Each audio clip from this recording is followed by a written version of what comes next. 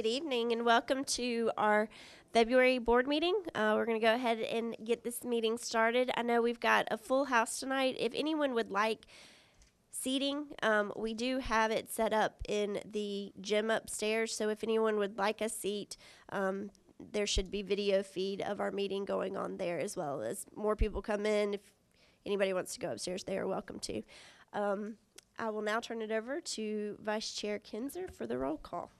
Ms. Parker. Here. Ms. Martin. Here. Mr. Pennings. Here. Mr. Moore. Present. Mr. Atkinson.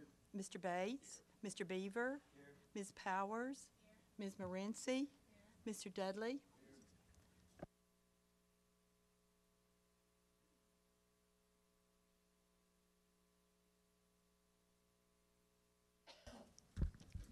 All right, we have all board members present tonight. We will now have the Pledge of Allegiance. Oh. After the pledge, please.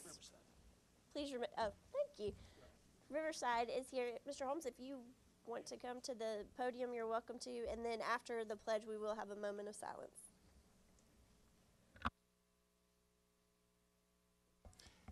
Good evening. I'd like to introduce you to two of our members of our Destination Imagination Club. The first person is Jaden McLean, and beside Jaden is Isabella Arellano. And Miss Amy Tovar is beside her.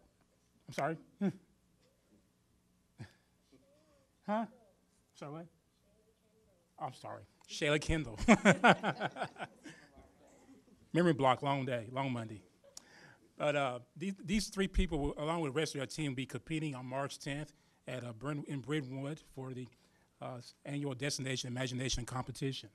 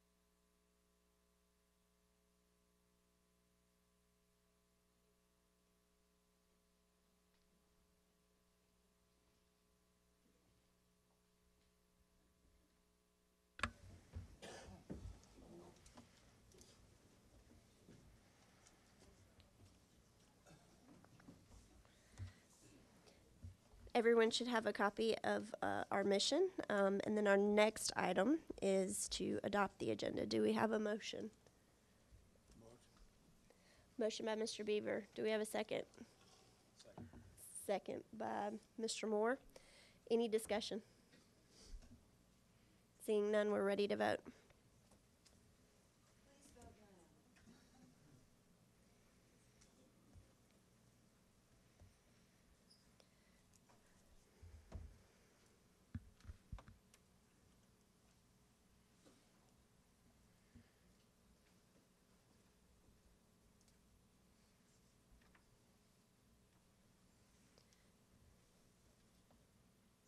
That motion did pass. Our next item is recognition and announcements. I believe our first presenter is Dr. Woodard. I think you have some guests with you tonight.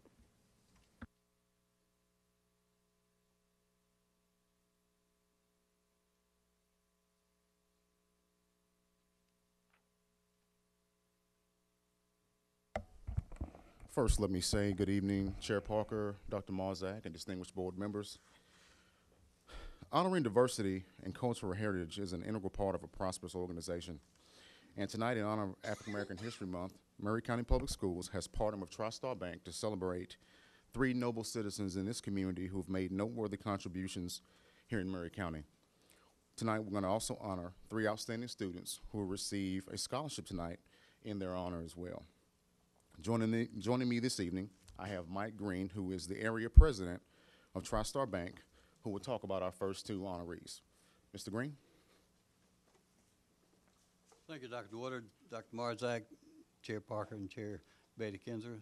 Board, it's nice to be here, and thank you very much for letting TriStar Bank partner with education. Dr. Marzak, you and I both know that it's the #1 thing that will move this county forward is education, so thank you very much. It's always a great night in Murray County when we honor 3 outstanding students and 3 outstanding civic leaders. And so we'll start with the 3 outstanding civic leaders, and we have a token of our appreciation, and I would like to bring Tony Green up first. Tony Green is our city council member that represents the 3rd Ward and has been on the city council for a short time, but is doing well, and hopefully will be here for a long time. And this is a token that we feel like that you will keep for a long time. It's silver. The bank likes to give away money occasionally, and we're going to give you some silver tonight, Tony. Thank you for your services. Thank you. Thank you. You have any comments?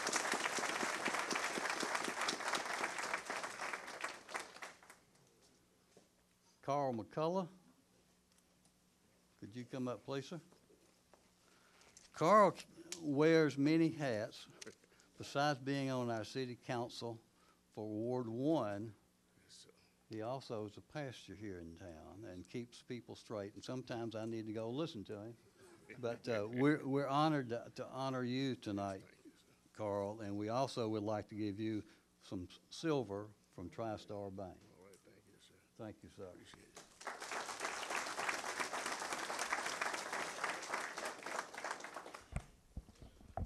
It gives me great honor to talk about our 3rd honoree tonight, who is Vice Mayor Dr. Krista Martin. Dr. Martin is a native of Columbia, Tennessee, who has worked at Columbia State for more than 30 years. She serves currently as the Assistant to the President for Diversity and Access.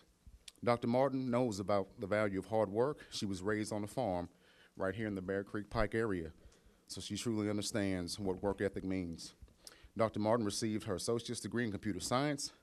She received a bachelor's degree from MTSU in computer science and accounting. She received a master's degree in information systems from MTSU, and she received her doctorate in education from Nova Southeastern University in higher education leadership. Dr. Martin has done outstanding work to further the cause for underprivileged children, and one of her most promising initiatives has been the Summer Math Academy and the Physics Academy. She has also brought more than $1.5 million in grant funding to assist young college students with leadership development. In addition to that, Dr. Martin is a member of many prestigious organizations, which include the Callie Morton Temple of the Elks. She serves on the Murray Regional Foundation Board. She is the state director for the Tennessee Municipal League. She serves on the Tennessee Vocational Rehabilitation Board. She is also on the Boys and Girls Club Board here in Columbia. She is a Silver Life member of the NAACP, and she is a member of the New Smyrna Baptist Church. Dr. Martin is a member of Alpha Kappa Alpha Sorority Incorporated, which is an international civic service organization for phenomenal women. Dr. Martin has been married for 40 years to Mr. Willard Martin. She has 2 wonderful children, Joanna Martin, who serves on our school board, and Carlston Martin as well. She also has 2 precious grandchildren that she loves very much. Her hobbies include sports. She's a sports enthusiast. She loves music, and she has a secret. She also loves to sing. We won't call upon her to do that tonight. We don't want to embarrass her, but she does love to sing. She also enjoys reading, and she is a travel enthusiast who has gone to more than 40 of the 50 states in our country. Dr. Martin is a staunch advocate for education.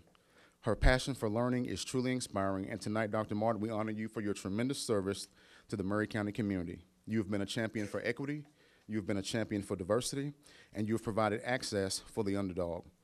Throughout your life, you've gone above and beyond the call of duty to leave a legacy of hope for future generations that can never be replaced. Thank you for your sacrifices and for your dedication to the children and families right here in Murray County. You are truly a phenomenal woman. Tonight, we honor you.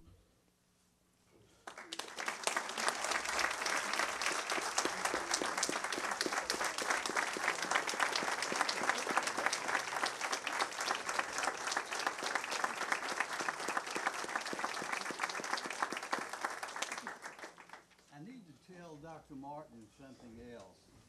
The city council had a meeting tonight. Right.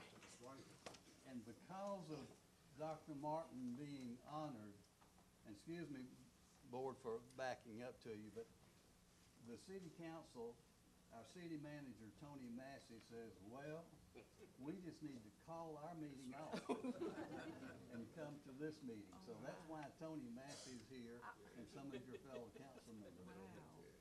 So, from TriStar Bank, a little silver from TriStar Bank, congratulations. Wonderful, thank you. And thank you for I'll what you keep do it. for Murray County. I'll definitely keep it. Staying right next to me. Okay. All right. Tonight, in Dr. Martin's honor, we're going to honor 3 outstanding scholarship recipients. Each of these scholarship recipients will receive a $500 scholarship for books from TriStar Bank. Our first recipient is Miss Latreia Powell from Central High School. Latreia Powell, would you please come up?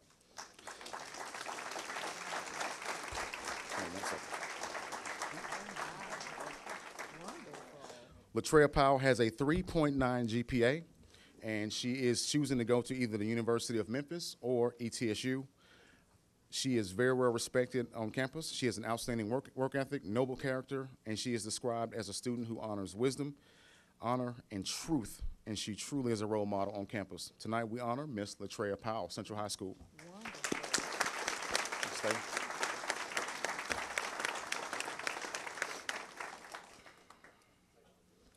And for our recipients, if you will remain standing, and we're also going to ask our board members to stay in the picture with you also.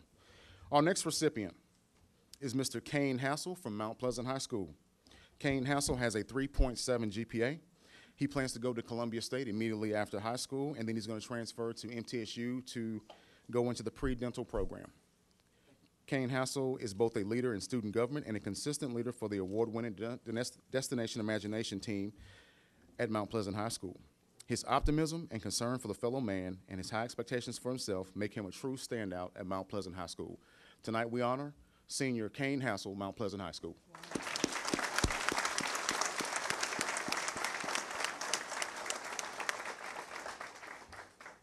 Our last scholarship recipient is Mr. Teron J. Ennis from Spring Hill High School, who was also the quarterback of the football team at Spring Hill High School. Teron has a 3.92 GPA, and after high school, he plans to go to Cumberland University. TJ is Webster's Dictionary. He's the Webster's Dictionary definition of a true scholar athlete. He is a quiet leader on and off the field. He is a role model on campus, and he has distinguished himself as the kind of person that students want to pattern themselves after. He is a true role model in all aspects. TJ has taken honors and AP courses his whole high school career, and he's done extremely well. Tonight we honor TJ Ennis, Spring Hill High School.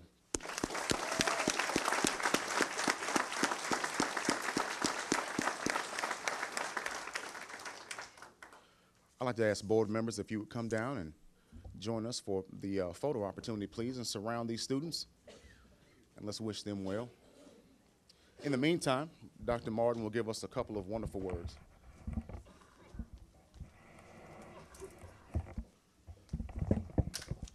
Just a couple. And tonight, as we gather, Dr. Woodard has already informed me that we don't want our part of the program to be all night. And I shared with him, I'm a public servant and a politician. How dare you ask me to be short? Anyway, it's exciting. Tonight is about these 3 young people and their aspirations, their dreams, and their goals.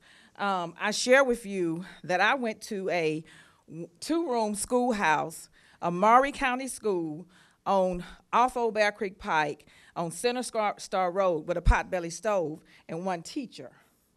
Now just think about the path that we wander through to get to Vice Mayor of Columbia and Assistant to the President at Columbia State.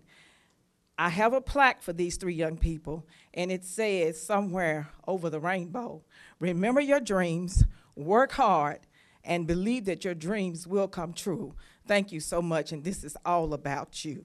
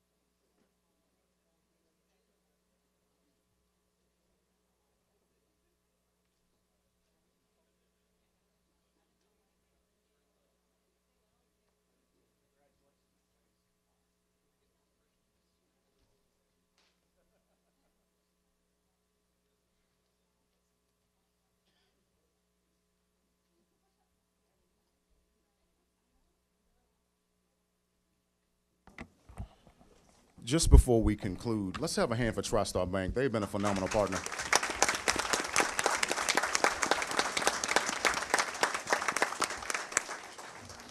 This would not have been possible without their support, and not only did they support this event, but they also supported our Teacher of the Year banquet, and it was phenomenal. So I want to thank TriStar for all their support.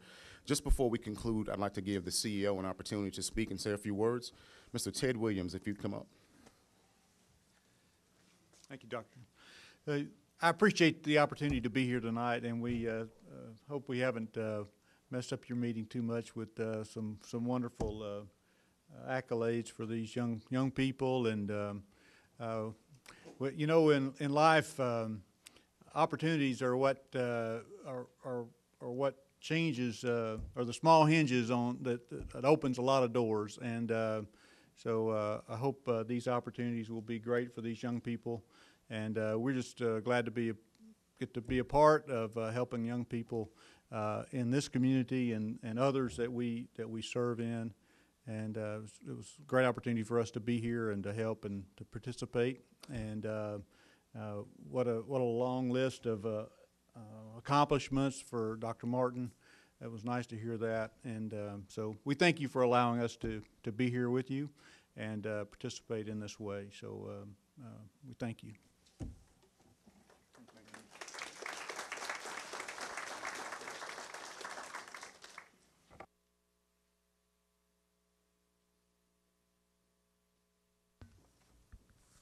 Next, I will turn it over to Mark Blackwood. I believe you and Mayor Norman have some things to share with us.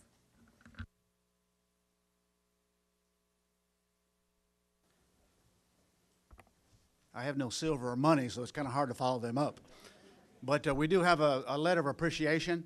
And going back many, many years, Chief Blackwood has been involved in emergency management with the school system. And so we've got a letter of appreciation about an incident that happened, and a couple of phone calls were made, and the incident turned out to be, had a great ending.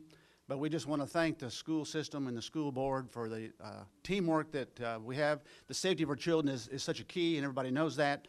But even the safety of our kindergarten and our little kids are important also. So we've just got a letter of thank you and appreciation, and no money. But Chief Blackwood is going to read this letter, and we just want to thank you for the cooperation we have and the teamwork that we have here at the school system and emergency management. Good evening. Thank y'all for letting us come tonight. Got a letter addressed to Dr. Marzak, and if with your indulgence, I'll just read it and then furnish you a couple of copies of it. But dear Dr. Marzak, on behalf of Murray County and the Murray County Office of Emergency Management, we would like to extend our sincere appreciation to you, your staff, and the Murray County school system for assisting us with a recent emergency incident. On the afternoon of February 6, 2018, we received a report of a natural gas leak at the Christ Our Savior Academy located at 500 Saturn Parkway. Dispatch also notified us that over 150 children were being evacuated from the building. The children ranged in age from infants to preschool age. The weather was in the upper 30s with light rain and wind. Upon receipt of the call, we realized that a quick and safe method of housing those children and possibly transporting them safely to another facility would be required. A call was placed to Mr. Eric Perriman requesting 2 school buses and the possible use of Spring Hill High School. Eric was out of town that evening and requested we call Mr. Stan Breeding. A call was placed to Mr. Breeding with our request. Without hesitation, Mr. Breeding contacted Pupil Transportation for the buses and contacted Spring Hill High School to let them know that we might be relocating the children there. Within approximately 10 minutes of our arrival on scene, the buses driven by Miss Lynn Spears and Miss Marilyn Quirk arrived on the scene. We quickly placed the children and staff on those buses. Spring Hill High School also readied their facility for the possible influx of children. An area within the school was identified and made available if needed. Once the children were safe, emergency responders were able to check the building for any airborne hazards. Fortunately, no hazards were found, and the building was able to be reoccupied. We were also fortunate that we did not have to move the children to the school. However, the school was used by some of the parents of those children that went to Spring Hill High and were able to be housed there. Again, thank you and the entire Maury County school system for the continued willingness to work together to protect our communities. As reinforced by this incident, working together makes Maury County a safer and better place to live and work. And signed by the county mayor and myself. So again, thank y'all for the continued partnership. Without those things, we could not operate safely.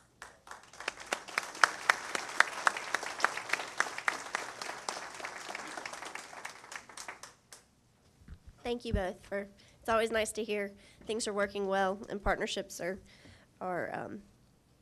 fruitful. So we appreciate y'all being here. We'll now move on to the Maury County Education Association. Do we have a rep? Mr. Huebner. Good to see you. Thank you, Chair Parker, School Board, Dr. Marzak. We did miss a lot of school in January and February, and we do have to find a way to get those days back. And so MCA would like to inform you that as much as students may regret it, we teachers need more time in the classroom. So we're endorsing Dr. Woodard's proposal that's on the agenda tonight under Section 9 to make March 12th, that Monday, and May 22nd instructional days. And that's my short and brief message for the night, and I hope you all will endorse that as well. Thank you. Thank you, Mr. Huebner. We always appreciate you coming and providing feedback from the system. If we can have an officer grab the public delegation sheet and bring that forward.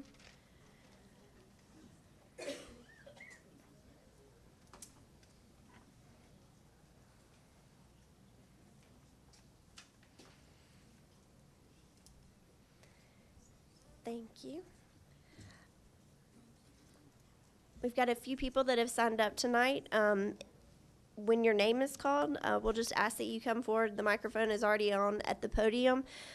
You will have 5 minutes to speak on a topic if it's related to something that's on our agenda. And if you will, just state your name, address, and then you'll have your 5 minutes. Our first person is Lindy Ellerby.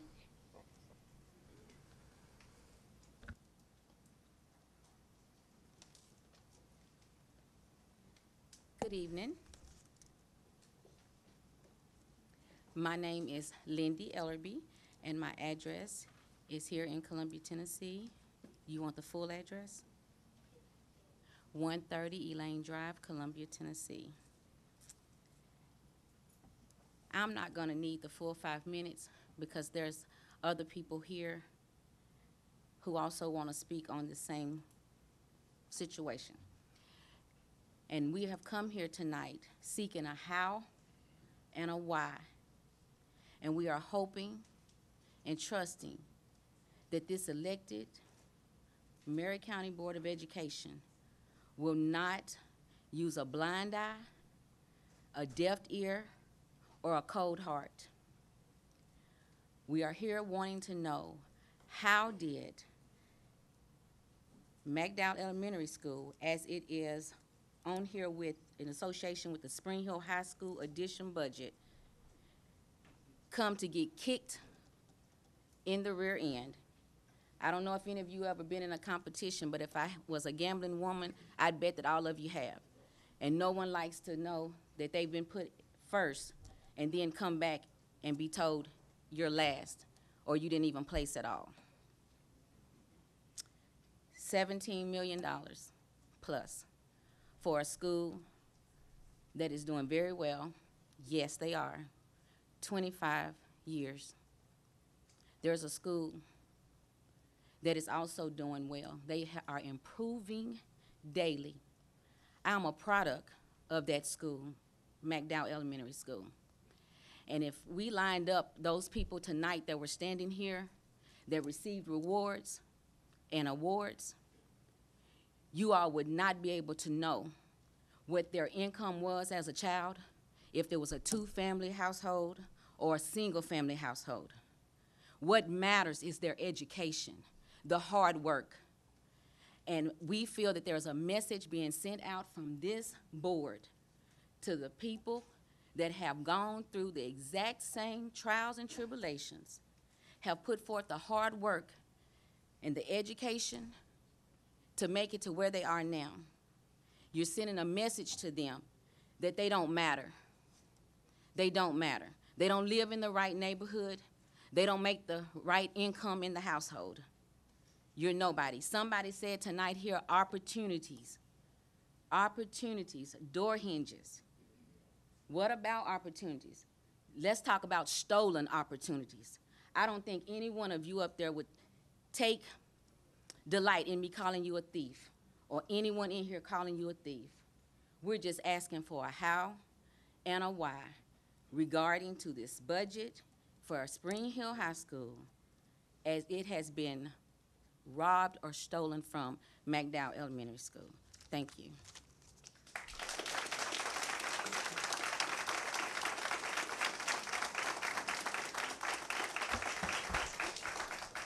Ms. Parker, Yes, Mr. Bates. if I could address the speaker just real quick. It is, and I appreciate your input, it is always difficult when you hear about something and as a board, there's a lot more information that we're involved in the process. The board actually asked for funding to update the facility, to replace the facility at McDowell. We asked for funding back in the spring. We'd asked, also I went back and looked because I know now Spring Hill is on the agenda, but that's something else. That was another need that was actually identified by the board, and actually the board requested funding in May for the Spring Hill edition. And so that's something that we didn't get funding for, but we certainly, I think your concerns and your input is well taken, and I think the board recognizes those issues and those needs, and we'll keep fighting the fight to try to get the funding to be able to address some of those items. Thank you.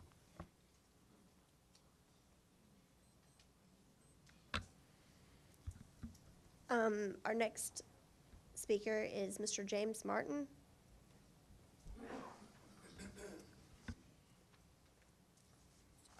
Good afternoon. I'm James Martin. I live in Columbia, Tennessee. Proud to be a Americanian.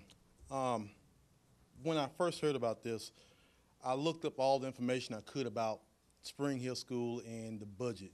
And I understand $17 million is a lot of money, and Spring Hill is growing. But Maury County itself is growing. Coming from a guy who grew up in Columbia and also Hampshire, I definitely wish some of that growth would spread down to Hampshire some, but don't like it's going to happen. But my child goes to McDowell Elementary School, and she did attend another elementary school before then, but it's something about McDowell that has this magic to it. Something about the teachers, and I don't know, we don't put a lot into buildings, we don't think about it, but it's something about that building. I want to give you a quick historical facts about McDowell Elementary School. McDowell Elementary School is the first in many things when it comes to education. Colonel Edward McDowell was an attorney who gave the land, so he invested in this community. McDowell organized the first PTA in Maury County. McDowell organized the Fall Carnival, which is now became the Maury County Fair. And also, me being a Rotarian, the first pancake breakfast was started at McDowell, and then the Rotary Club took that and branched it out, and now it's serving so many different things in our community. Also, McDowell led the way in desegregation, 1964, first African-American student, 1965, first African-American teacher. Also, first after-school program was held at McDowell. First elementary summer program for 4 years old, getting them ready, prepared for school, was done at McDowell. First Girl Scout troop. And one of my favorite getting my career started was the Good News Club. Some of you may have been in Miss Adams' Good News Club, which worked a lot with that population in that area, where it worked with not only reducing crime in that area, but also watching my kid go to school with Latinos, children biracial, children of different cultures. That is what America's made of. When I look at Maury County and I see negative things about our community, I'm like, that's not our community. McDowell is a cornerstone for Maury County. When you look at downtown Columbia, James K. Polk, all those different places, you got to add McDowell. It is the first. It is our cornerstone. We know the numbers. I just want the board to think about it a little bit more tonight, that let's look at McDowell as our senior saint, our senior citizens. We can't just kick it to the curb and just put it off somewhere or destroy it, because our senior citizens have been the one that's given back to us. I wouldn't be standing here if it wasn't for my grandmother and my great-grandfather. And McDowell is the grandparent to all of our schools. McDowell is that margin bar. And I'm truly happy to be involved with doing mentorship with the youth at McDowell and here at Alternative School. But as Spring Hill grows, so is McDowell. Please, that is our cornerstone. Think about it. It's a landmark. It is a landmark that we need to take in consideration. $17 million is a lot of money, but somewhere I know we can make some alterations there to keep this cornerstone going. Thank you for your time and opportunity.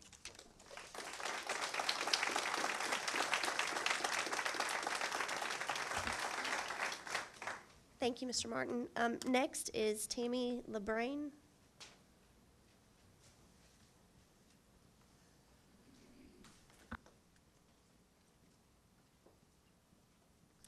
Hi. This is definitely uncomfortable for me. My heart is pounding. But I recently viewed some pictures of Spring Hill High School where I have 3 children attending, and I was devastated. I'm the one that posted them, not to outrage anybody or upset anybody, but to make our community aware that we are in serious need of help in that school. And I've since learned from other parents, we're not the only ones. I don't understand the financial situation and all the background and all that you're fighting to do, but I'm pleading that we take care of these repairs. Our kids are in an unhealthy situation. They are eating on the floors of the school, and I don't understand why. And I have specifically checked with students, and they said they literally have no place to sit. And there are teachers moving carts from classroom to classroom. I've heard the textbooks are so outdated, some are in the 1980s. I know we're supposed to be moving to technology, but the 10 marks is not, it's not working for kids who are struggling with something. And I'm just gonna use my son as an example. He's not really ever had a lot of problems with math, but he did, and there were no textbooks for him to review problems with. I do not understand how there can be no materials. You know, in years ago, you could look at your textbook, see how to do something, learn from it. They don't have this. And I don't, you know, our students need that support. When I asked the teacher what could he do to help, all she could offer was 10 marks. And I'm kind of, you know, I don't want to be negative because I love Spring Hill and I love our community and I know there's wonderful people here. And I just don't understand why the neglect, why it's so, it's plain disgusting. The school's disgusting. I was in shock to see those photos. I did not take those photos, but I'm aware of them and I was pretty devastated. And I just feel like people need to be aware of the situation and why are we gonna put more students in that school? Why would we put more students in there when we have students sitting on the floor? I don't get it. So can someone answer those questions? Thank you very much for your time. Thank you. Do you happen to have a copy of those pictures or know where we can see a copy of them? I put them on Facebook. They're on the Spring Hill, Support Spring Hill. There's a Support Spring Hill High School site. Okay. And the pictures are on there. Okay.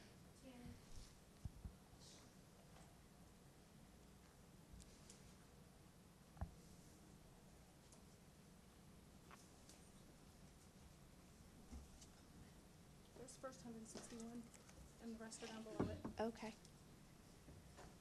Madam Chair. Yes. I do want to, went back and I pulled out my old budget just to make sure I'm looking at it correctly. I do want to correct one thing. So what we requested for funding in May of last year was $17.6 million for McDowell.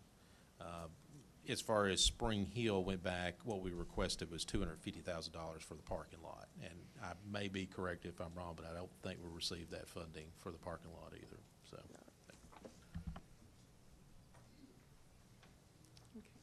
Chair Parker. Yes. Ms. Martin. I wanted to say to all the people that are coming up that we continuously have for public delegation. I hope that you understand that we are not shy of any emails. Everyone up here can tell you, anytime you're petitioning us, you can come for public delegation, but something like that, if you have, please send it to us, because a lot of us are not privileged to the closed Facebook group that you're speaking of, or any other group that if you pass that picture around, we're not, privileged to see things like that or your specific concerns. So definitely send us an email. All of that information is public access as well. Pass it down. Would anybody like to scroll through? Okay. Anybody else? Thank you.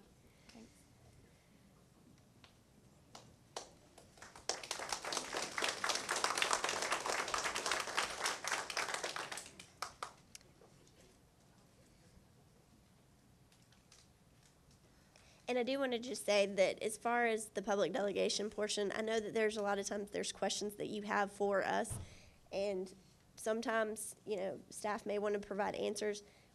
We are to speak as one, so it's really hard for one of us just to give you an answer on something like that. But we obviously are going to have discussion on this particular topic later on, so there may be some things that are illuminated during that discussion time. Our next speaker is Mr. David Ryder. You're not done yet, sorry.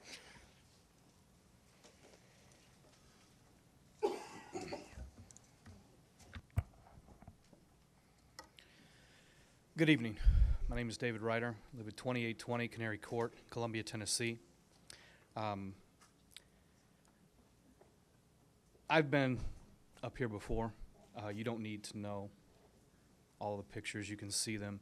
You can see and hear these parents plead to you their needs. It's not a want, it is a need. When it's your child, it's a need. If it was your child, you would be up here just the same as we are. I don't understand, for the life of me, how something can be on an agenda since May of last year and no decision has been made. Again, that may be my ignorance. I don't know the process that's followed, but I'm telling you, if it took me almost a year to make a decision, I would ask my wife to kick me in the pants. The population continues to grow, not only in Spring Hill, but in Maury County as well. It is time for us as a board and as a community to come together. My school, our school, that's got to stop. Your primary job is to educate these children. They cannot do it in the facilities that they have. We need to come together. I would ask, if the county commission is on board, what's the problem? If they're opening their pocketbook, but you haven't given them what they've requested, why is that? The last thing I have on here is just remember your basic duty, your basic sworn duty to every tax-paying member and every child in this county. Don't forget that. That's why you're there. You're paid. It's not a volunteer job. It is a paid job. This is your job now. Let's do our job. Let's take care of our future. Let's stop living in the past. Let's take care of our future. The only thing I can think to say is I don't envy you at all. I don't wish I had your position, but if I did, I would like to think I would make this a better place. So let's do that. Let's do that together. Let's make this Maury County a better place to live through our children. Thank you for your time.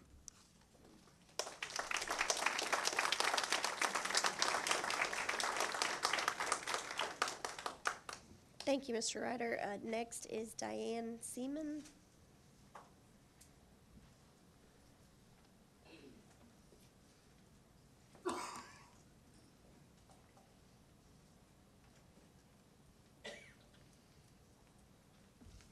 Good evening, I'm Diane Seaman. I live on Maple Ash Avenue in Columbia, and I'm here just to speak to you a little bit about my grandchildren.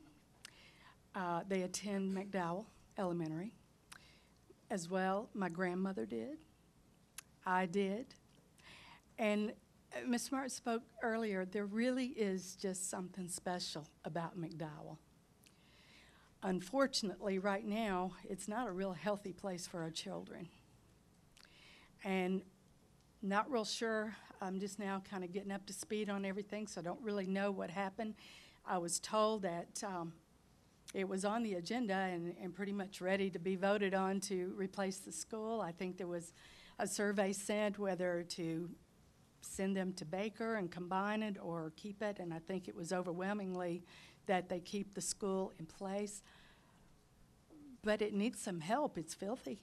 There's bats in the ceiling, there's mold, and there's a real health issue there. And I don't know what happened. I don't know why you decided to put it on the back burner. I understand Spring Hill's growing. I'm thrilled Spring Hill's growing. I love Spring Hill. I was on school board in 94 and 96, and Spring Hill was part of my district, and I fought hard for it. So I don't dare say, forget Spring Hill. I know there's needs. There's needs all over. And I know the battle that you have because we need more schools all over Maury County. But I'm just here to speak to you. Please don't forget McDowell. I know it's a lower income area, but those kids are just as important. They really are, and I just pray that you won't forget them. They need a school, and we need McDowell. It is, like he said, it's the cornerstone of Maury County. It's been there as long as I remember before. The teachers are wonderful. The principal is wonderful. We love everything about it. We just need a nice school, and that's all I wanted to ask you. Thank you.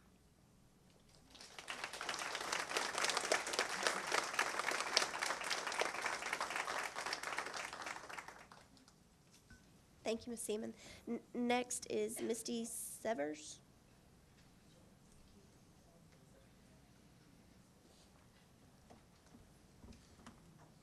Hey there. Misty Severs. You're Sorry. close. It's okay. I'm at 402 Wahila Way, and we are relatively new to Maury County.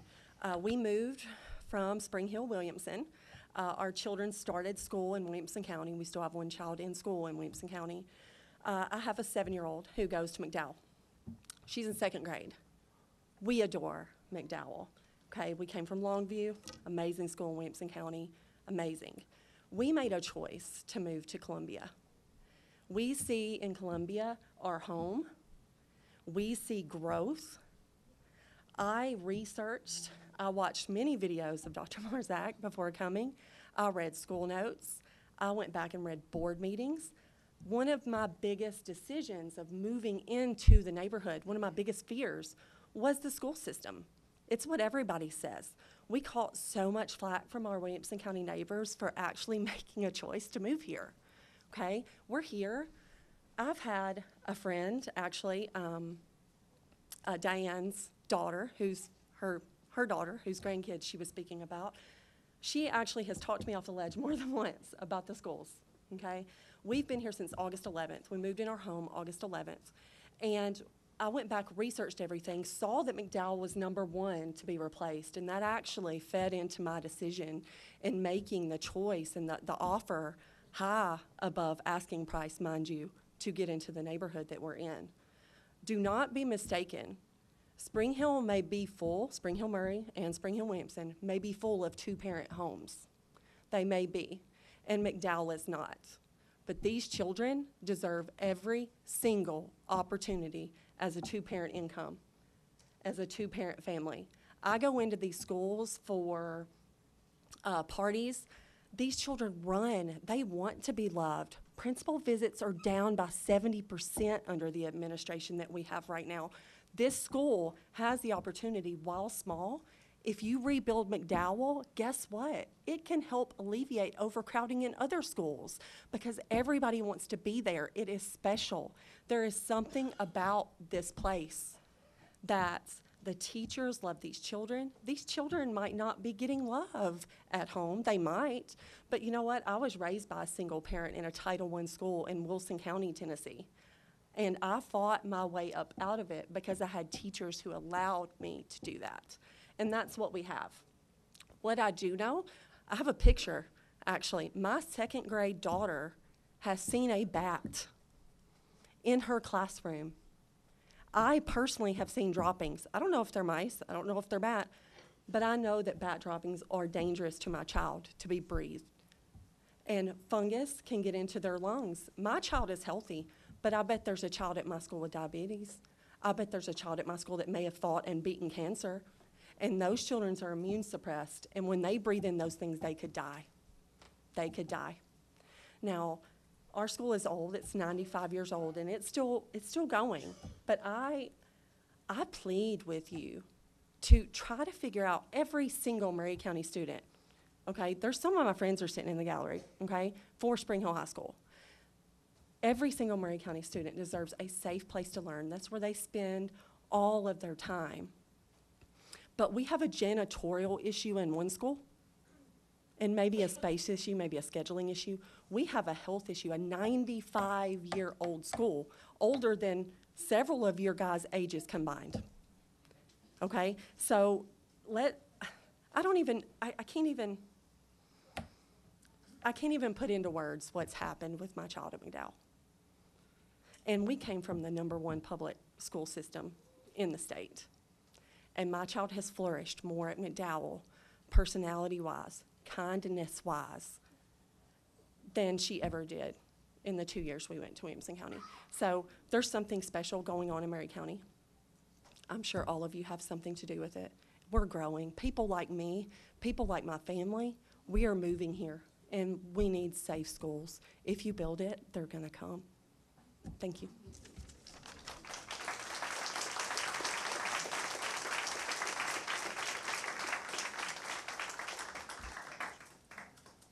Mr. Bates. Thank you, Madam Chair. Sorry.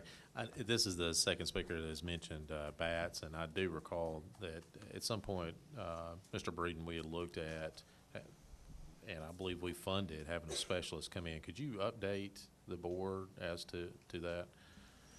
Yes, sir. We actually hired a company in the fall. I'm sorry. I'd have to look back at my notes. It was sometime last year who came in. They did the remediation. They came back because there were a couple that were found. They felt like those were what they called rogue bats that were trapped in the ceiling. Basically what you do is you put in because bats are protected species, you cannot destroy them or remove them. You have to put in a system whereby you allow them to release and not re-enter the building.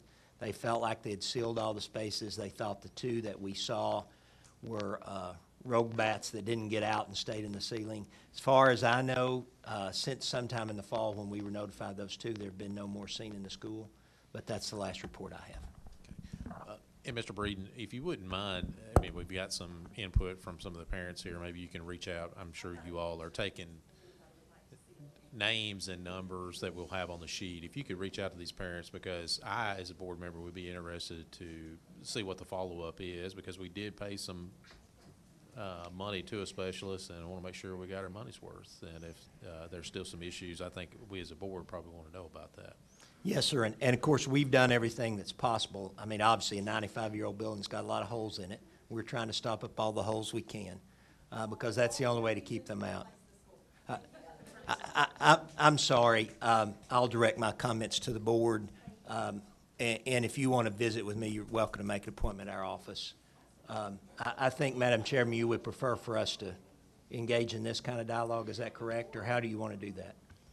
We do want to have some order here. I believe he's trying to address Mr. Bates, so we'll just let him address the board members' questions. And then if you have any question or have a question for Mr. Breeden, it would probably be best if we do that after the meeting, and we'll take a break after the public delegation. Yeah, we'd be glad to meet with anybody and tell them what we say. I just want to make sure we follow the board protocol on this. Yeah, and I'll just mention, I don't think Mr. Breeden's being rude. This is what our policy provides. We don't, we do have to maintain some order. It can get a little bit crazy. But I, as a board member, would request, Mr. Breeden, that you would reach out to these parents following the meeting and just get some input, some follow-up, and see whether we do still have a lingering issue. And if it is, I would like to have some more discussion at the board level about that. Ms. Morency? I would request that Dr. Pennell, I think you're here, that the parents talk to Dr. Pennell, and then Dr. Pennell talk to, it come through our principal.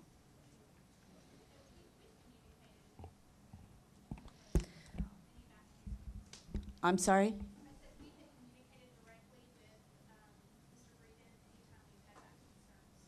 Okay, so what he's saying is the last two bats that they saw. I wasn't there the last time we found one. I'm double checking with Mr. Yates because he actually found the most recent one, but I believe that it was as recent as late December, early January, if I recall correctly.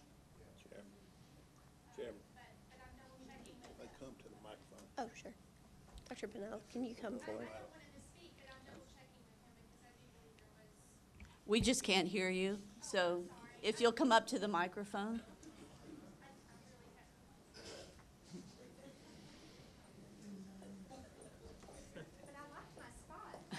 You can go back in a minute. Thank you. I like my safe spot back there. I'm double checking with Mr. Yates because he actually found the most recent one. I believe it was late December, early January, the last time we found one. We did find a couple of them, and Mr. Breeden called the company, and they came out, and their theory was that they were rogue bats. They weren't on the second floor where we had the primary concerns, and we discussed that. They were on the main floor and in the cafeteria, which was even lower. So kind of didn't make sense to us, but they're the professionals. So we didn't find any others until, like I said, I believe, I just checked with Mr. Yates the other day. I just don't want to misspeak in front of the board in the community. But I do believe it was late December, early January, and Mr. Ring, who we work with through maintenance, came and removed the bat for us. Well, I would just appreciate it if, instead of parents addressing our employees, that we go through the chain of command and it goes to Dr. Pennell and you handle that. I would just like to say, since I've been on the board, and I came on the board in September of 2014, bats were an issue at McDowell at that time. So we can talk about a company that's come in within this school year to eradicate bats, but that is an issue that was raised by this board in 2014 as well. So I know that we are doing all we can to try to eradicate that problem. But there's a problem if it keeps occurring, and I think that's what these parents are saying. And I will just say, I think it was over the Christmas holiday maybe, I think I read a story about a child that got scratched by a rabid bat and died. And I don't want that to happen to anybody in our school. Our students, our teachers, they deserve to be kept safe. And I do view it as a health concern personally, and I do think that something needs to be done to address this issue going forward. And I will say, I think a lot of people have heard about Dr. Register's report and his recommendation that was in there, but when he came and had a work session with us, he was surprised that we still had kids in McDowell, actually, and he made that statement during our work session. So, you know, I will say I don't think that this board is trying to ignore the problem, but this problem, I was not aware that bats had returned. I will just say that. I knew that we had hired a company to try to eradicate it at the beginning of the school year, before the school year started, because I believe they were found during the summer when children were coming and registering.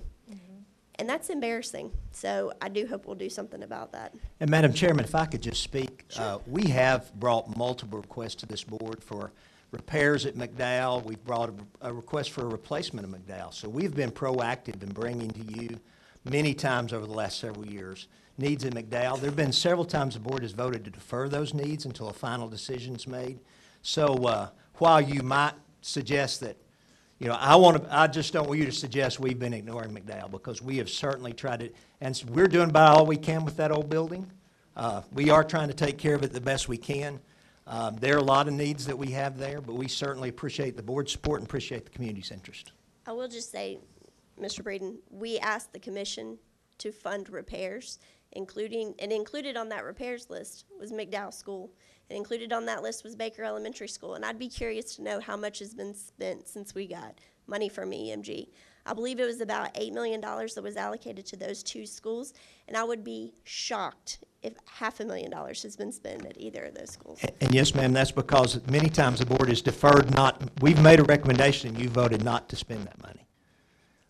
We brought a recommendation to do some HVAC repairs at McDowell and you voted not to do that. Yes, ma'am. May I interject? Sure, Dr. Pennell. Mr. Yates said it was December. That was the last time. And the times when the bats were found, they were alive. In one particular case, it was found in a kindergarten classroom on the floor, alive. And the children came in the classroom and told the teacher that they had found her bat. They said, "Look at the bat." And it was around Halloween, and she thought that that was her stuffed bat that she had sitting in her rocking chair. And as soon as she found out what it was, Mr. Yates and I went and handled the situation. So, and we communicated that we found it, but just know that it's not like we're just finding them laying on the floor. But Mr. Breeden has handled them appropriately when we have told him. Yes. Thank you. Our next speaker is Mr. Stephen Holtzgreen.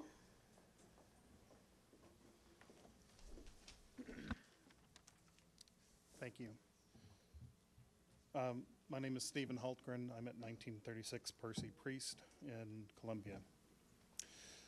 We talk a lot about 21st century schools. We talk a lot about coming into the future. Looking at the young lady over here on the floor, it reminds me of my daughter at lunch. When the new high school was built for Central, there was a picture put up of the new cafeteria. And I said, well, that's great, it's beautiful. But Spring Hill students are eating on the floor. And Dr. Marzak, I believe, responded to me, he said, wait, big things are coming.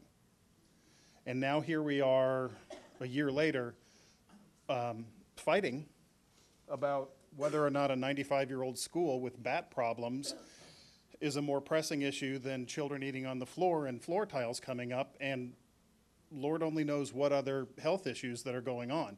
I mean, I feel kind of guilty asking for my daughter and my son who just graduated and my other son that's coming up. I feel kind of guilty asking the board to allocate money for their school when we've got a building that we have a bat problem and have had for at least 4 years now, apparently. Rogue bats. We're arguing about rogue bats and whose fault is it. If I went to my job and for 4 years couldn't fix a bat problem, I'd be out of a job. I think it's disgusting, and please understand I'm frustrated. I'm not trying to blame any of you or be angry with any of you, but I'm angry at the situation. We find money, the cost overrun at Central is what we're fighting for. You know, the money that we spent over and above what we budgeted already for Central, and I have no doubt that Central needed a new building. But so does Spring Hill, and so does McDowell, and so does Baker. When I first moved to Murray County about 25 years ago, right near Spring Hill High School, there was a sign, and I'm not sure if it's even still there. It said, Old South Charm, New South Progress. And somebody had marked off the sign, it said, Old, no progress. And that's what I see from our schools. And that's what I see from our school board. And that's what I see from our facilities people.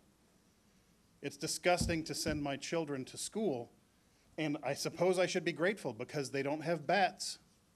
But it's disgusting that I should send my children to school where the floor tiles are peeling up, and we're arguing about which is the most pressing need.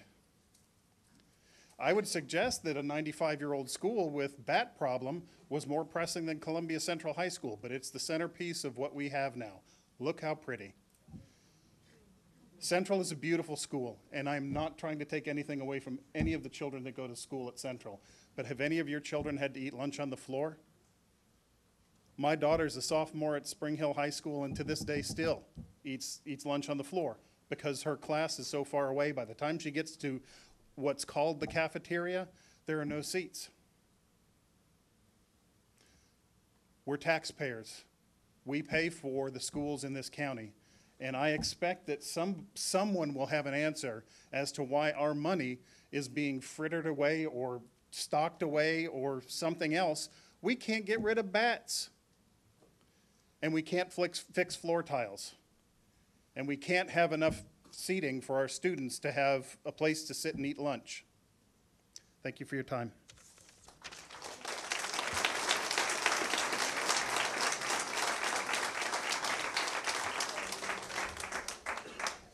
Thank you. Our next speaker is Nathaniel Harlan.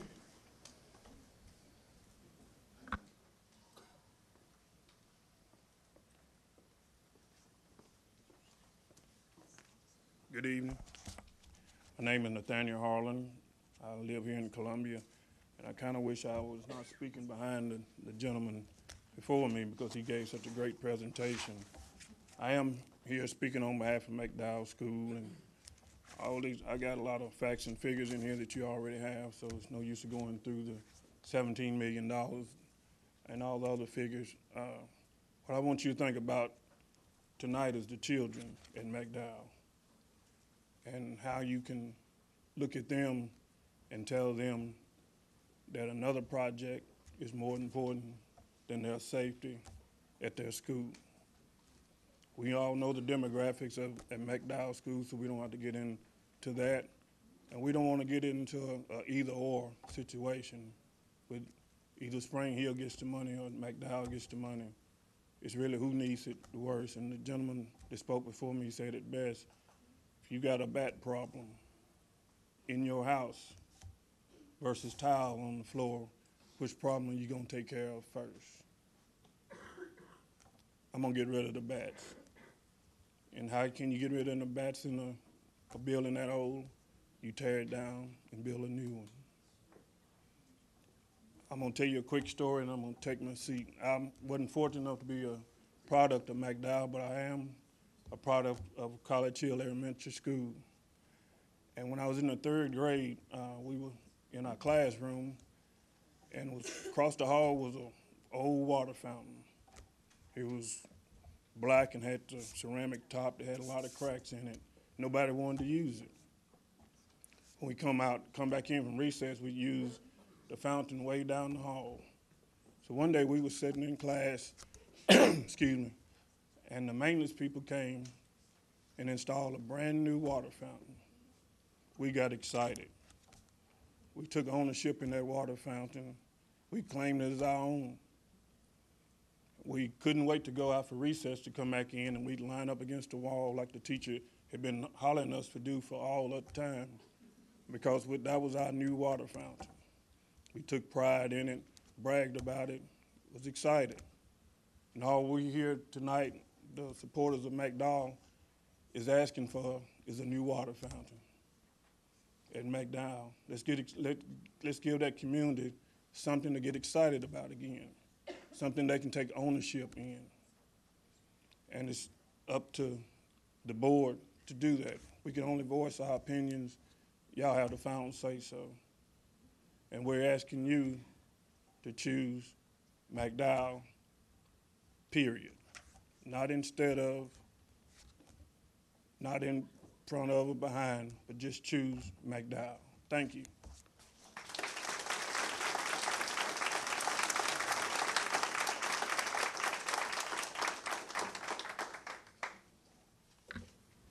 Thank you, Mr. Harlan.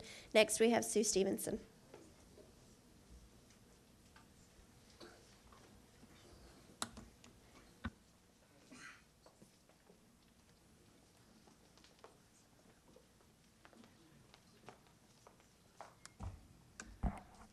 I'm having a little trouble speaking this evening, but I'm not here to pit one school against another. None of us wants that. That's not a win-win for anybody. But over a year ago, when I saw the 10-year plan, I knew there was a problem, because the only thing it mentioned most recently for Spring Hill was $250,000 to expand the parking lot. And down the road, 3, 4, 5 years later, there was the idea of classrooms. And I knew that that timeline was a disaster in the making. And so that's why last July I came here and I spoke to the school board. And I sounded the alarm bells then. And I talked to you about the different things at Spring Hill that have to be addressed. And they have to be addressed. Now, I'm not saying Spring Hill High School is the only school with needs. We all know that's not true. But I can tell you right now that if you had asked us for money for Spring Hill High School and for McDowell Elementary School, I would have voted for it. That did not come to the county commission. What came to the county commission was a request for a new elementary and a new middle school. And that is exactly what we voted on, because that's the request that came to us. Now, in hindsight, I wish that we could go back and do Spring Hill High School and McDowell Elementary. And some of you have expressed that as well, but we're not able to do that right now. What we're doing now is we're getting ready to talk about the budget for the 18-19 fiscal year and what we're going to do with that budget. I shared with you, the first thing I shared with you at the work session was the data, and this was actual numbers that I got from the planners at the City of Spring Hill, the City of Columbia, Murray County Building and Zoning, and those were all actual numbers. Just shy of 12,000 units. And again, units were either single-family homes, apartments, condos, or townhomes. Over almost 12,000. Then there was an additional projection of 4,500 from the water system for 14 parcels out between 431 and 65. And that was probably a low estimate because it was based on 4 homes per acre, which most developers are not doing now. They're doing minimum 6,000 and 10,000 square foot lots. But all of those, the nearly 12,000 that I spoke of, that are actual numbers that are either units in progress or developments that have been planned, all of those plus the additional 4,500 projected between 431 and 65 are all zoned for Spring Hill High School. You don't have a high school out there right now that can accommodate those numbers. That school has got to get to a capacity of at least 1,800 students, and it's nowhere near that now. We don't have time to piecemeal Spring Hill High School. We don't have time to do it in phases. We don't have the time nor the money to build a new high school. There are those that didn't blink an eye at $48 million for Central High School. There are those that didn't blink an eye at $65 million for a new elementary and middle school. We gave you $16 million for repairs and renovations to existing schools. And as I said previously, the county commission has been very generous. But the county commission also saw and recognized the need in the Spring Hill community around Spring Hill High School. 4 of you have constituents and their children who go to this high school. 4 of you on this school board. We cannot wait based on the explosive growth, not the growth that's coming, the growth that's here. I want to make sure everyone understands this. You know, we would like to be, we should be visionary, you and I, and we should be proactive.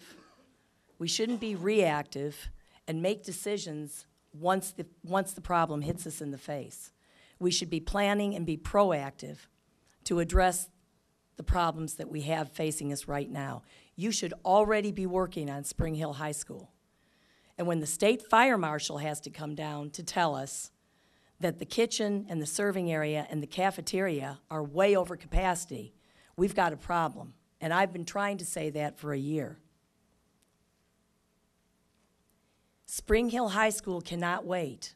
I looked at land around McDowell, and I don't even represent McDowell. I went and got GPS photographs around with the land around McDowell. I would have prioritized Spring Hill High School and McDowell. But that's not what was asked of the county commission. You cannot ignore these numbers, and you cannot ignore Spring Hill High School. Or beginning of next academic year, you're going to be in big trouble. And I was serious. I was serious when I said we're actually going to have to tell families to go to another county because we didn't have the foresight and the wisdom to plan ahead and to have the facilities that we need in an area of most growth. And again, I'm not denying the needs at the other schools or at McDowell, but I know the numbers, the actual numbers that we've got, and you've got to move on it. We can't piecemeal this or do this in phases. We don't have the time. What I would suggest is that you come to the county commission with a figure, with a legitimate figure, to really get Spring Hill High School to the capacity of 1,800, so that then we can wrap that up and move on to McDowell. Ms. And I Stevenson? would love to see a new McDowell. Thank you. Thank you.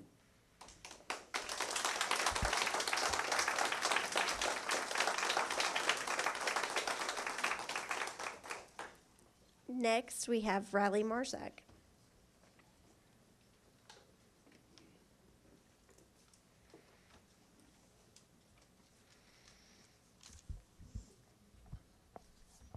Hi, my name is Riley. I'm a fourth grade at McDowell, and I'm here to ask for you to rebuild McDowell School. McDowell has amazing teachers and staff. We need a new school because we don't have much room to do activities. The windows in some classrooms do not open or close properly, and our building is very old and needs repair. If you rebuild McDowell, we will be able to have more people work together on activities, open our windows to have fresh air, and have a nice school for new kids and kids that already go to McDowell. Thank you, and please rebuild McDowell.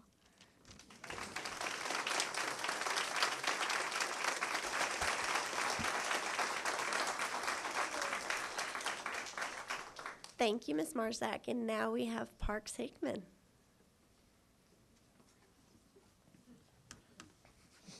I know y'all have heard this topic, but she came to represent her school, and I will not break the spirit and excitement she has.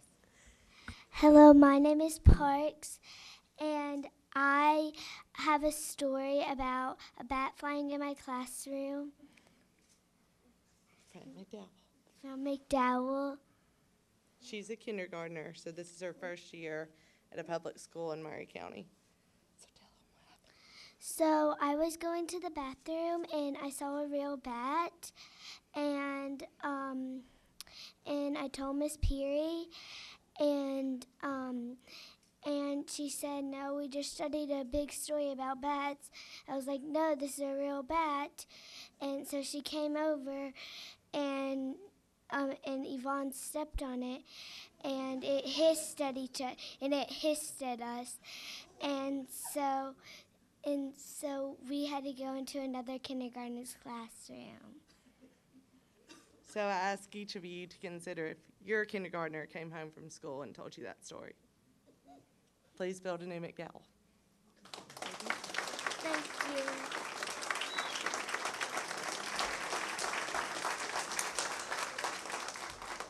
Thank you, Parks, for coming tonight and sharing that story with us. I did want to clarify, I went back and looked at what we asked for capital expenditures last year from the county commission, and we asked for money for a new elementary school and a new middle school in Spring Hill, but we also asked for money for a new McDowell, as well as $250,000 for parking at Spring Hill High School. So I just wanted to clarify that, since I think it was stated that we did not ask for a new McDowell. At this time, I'm going to let us take a 10-minute break, and we will reconvene in about 10 minutes.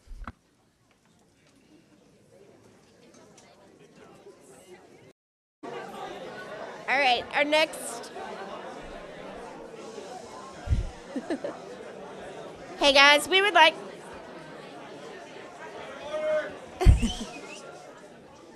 Thank y'all. Our next item is staff reporting, which I do not believe we have any staff reporting. So we'll move on to consent items. Are there any items that anybody would like pulled from the consent? Or do Mr. Motion Bates? approved. We have a motion to approve the consent items. Do we have a second? Second by Mr. Moore. Any discussion on any of those items? Seeing no lights, we are ready to vote.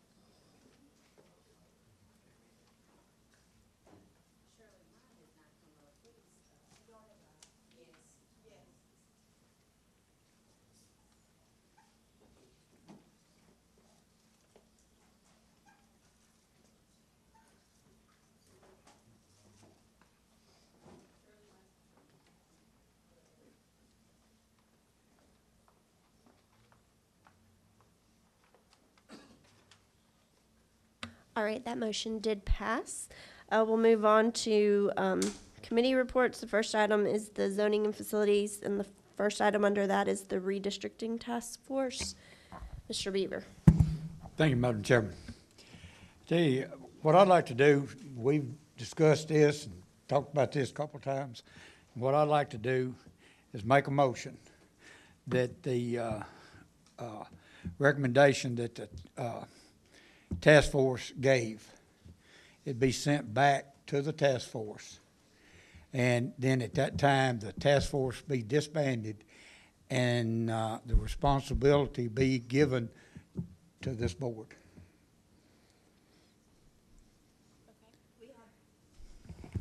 We have a motion to essentially send the recommendations back to the task force and then disband the task force and put the responsibility for the rezoning recommendations plan going forward on this board. It's a motion. Do we have a second? Second from Mr. Dudley. Do we have any discussion? Mr. Bates. Thank you, Madam Chair. I guess I would have a proposal. It's sort of along the lines, Mr. Beaver, of what you've got in mind, but it's a little bit different proposal. So I've got a motion to amend. What my motion to amend would be is that we would, it seems like the input that we got primarily was dealing with the Culleoka rezone. And so my motion to amend would remove Culleoka from the rezoning recommendation, and then we would send the rest of the recommendation to the full board in March for review and consideration. And so we would keep the Culleoka portion for additional review, additional input at the board level. So that would be my motion to amend.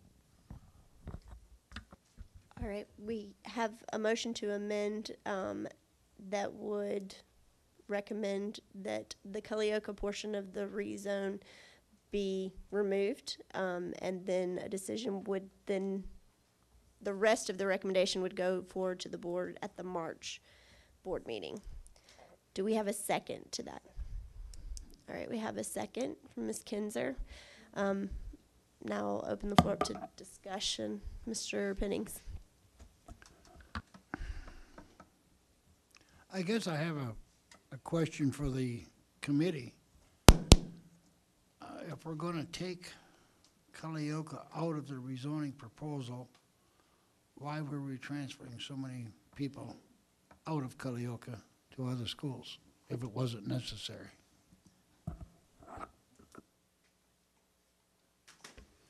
Mr. Braden, can you address that? Sure. From the task force, I think that, as you know, remember the original recommendation that we brought from the district office to this board did not list anything but addressing the items that were identified in and I keep, I said today in staff meeting, we've done a disservice to Dr. Register by calling it the Dr. Register report. It actually was the report for the Center for Improvement of Educational Systems from Belmont University. So if I could, I'll refer to it as the Belmont study instead of Dr. Register's report to try to be a little more correct. But from the Belmont study, the report actually dealt with overcrowding in Spring Hill schools and elementary schools in Columbia. And so the issue was to do that. That is what we originally brought back to this board, along with recommendations for task force members from those communities that would be impacted. I think the board felt like that it needed to be more universal for the entire county, and so there were task force members that represented communities of all the schools. Not one from every school, but communities. For instance, Columbia has multiple schools. We would consider to be a community. During the process that the task force meeting, it was brought up again to consider Culleoka, and so that came out of a result of the task force recommendation. That was not a recommendation from staff. It was not even on any material that we prepared. Once they came up in the meeting, we put together based on the direction that we got from the task force and brought back, and it ended up with the number of students that it was.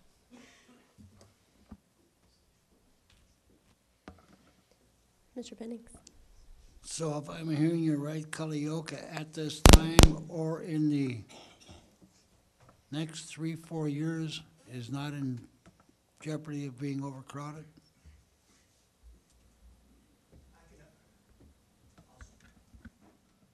I'll speak if I could again to that, Mr. Pennings, that the only thing we can go by again was the study that we had done from the Belmont study. It did not indicate that. We have gathered some information. The principal of the school has noted that based on the, thank you, sir, that'll help us use these microphones a little better, has indicated that they have limitation on classrooms as far as starting new classes. I can't speak to whether that has anything to do with enrollment or not, that the enrollment is exceeding the space, or if that has to do with just multiple offerings. But based on the evidence that we got from the growth projections from the study, it did not show within the next few years that that would be the case. It was ultimately in the study down the road. If you remember, there were 10-year projections. I do not remember, without looking back at the study, at what point that happened. Thank you. Yes, Mr. Atkins. Oh.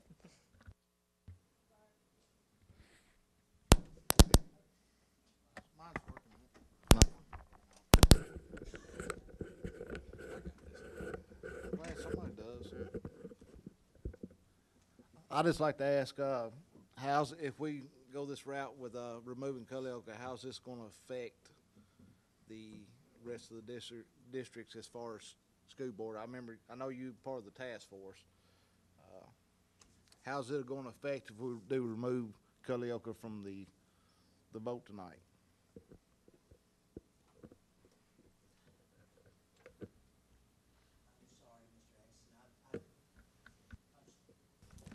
I didn't hear everything you said. I'm sorry.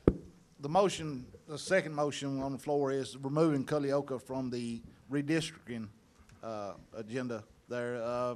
How's that going to affect, if we do pass that, how's that going to affect parts of the Culleoka area? Is that going to hurt anything? If that's removed the way I understood, then none of the students who currently attend Culleoka in the attendance zone for Culleoka would be impacted, if I understand your question correctly. Yeah, I believe that's about right. Just making Okay. sure.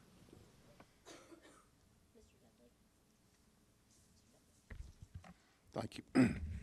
Well, we've had Dr. Register's report, or the Belmont report, which is you know, Dr. Register doesn't have a crystal ball sitting on his desk. He just reviewed some data, and he came up with what he thought might give us some direction to go. The task force, they reviewed data. There again, they don't have a crystal ball.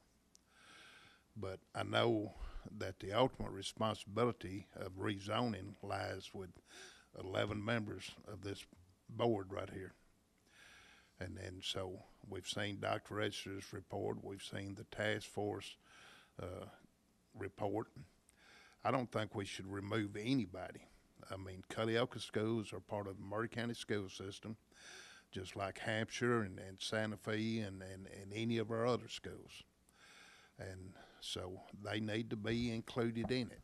And hopefully, you know, if things work out right, you know, maybe we can leave Culleoka alone. But I think they should stay involved in the process just like any of other schools. I don't think we should pick and favorites and say, well, we're going to promise this one that they won't have any rezoning. We don't need to promise any of them that they're going to keep their out-of-zone students. Or we don't need to promise any of the out-of-zone students that they're going to be able to remain at the school they're at. You know, we need to look at all the factors that come into this. And so I feel like the board needs to take it all back. We've tried the task force process. Evidently, there's problems with it. The constituents feel like there's problems. Many of my fellow board members feel like there's problems. And so we need to take it back under our control. It's our responsibility anyway. And so we need to work with staff and get it worked out. And then so that's my feelings. I think we need to leave Culleoka in it. Hopefully they'll fare better than what they did with the task force recommendations. But, you know, we have to be realistic and look at all of our options for the whole system. Mr. Bates? Thank you, Madam Chair. Just wanted to speak to my motion to amend and just make sure that it's clear. What I'm advocating by this motion is not to necessarily remove Culleoka permanently from the discussion. It's simply to bifurcate, to be able to kind of, where we can at least move forward. The task force, now I didn't vote for the recommendation from the task force, but the task force spent several weeks in study, and actually I think staff did a great job of gathering facts, gathering information, going through that process, and it was very educational. But as far as the input that we've got from the community with Culleoka, I think it does warrant additional review and additional discussion. One of the things I think that we heard, there's some, we're getting mixed information as far as what the need is. And so this way we can, as a board, we can isolate that and have some good input, get some input from staff. Let's try to figure out what exactly the need is. I think another thing with Culleoka, I think that has been helpful for me, and I've got a lot of input from community members, is another factor that's just something recent that's occurred, and this is after the task force has met, is we've got a new announcement that has been made where Toyota is bringing in 4,000 jobs. It's at the Tennessee-Alabama line. And I am concerned that we are, where we've historically been looking at the growth that's coming down north from 65, we may actually be starting to go into a new territory where we're going to start getting pushed on both ends. It's going to start coming up north, up 65. We're also going to be coming down south on 65. So I think it warrants some additional discussion by the board to see, as far as our long-range planning goes, is it just a temporary issue that we're dealing with, or something more on a long-term basis that we need to be looking at, possibly building a new school in that area or doing an addition? And again, I think that comes about by us as a board gathering more information to try to figure out what exactly the need is. So again, this is not an end to the discussion of Culleoka, but simply bifurcating or separating the two issues so that we can have some additional input, be able to make a good informed decision. As far as the rest of the proposal from the recommendation, I have not really received that much additional input. I'm not sure, maybe other board members have got other feedback from folks, but it seemed to be not a very controversial matter, and I am concerned. We don't have a lot of time. You know, and again, I think that was one of the things that was educational at the task force, is getting all the information about the growth, and we're getting additional information even since then about the growth.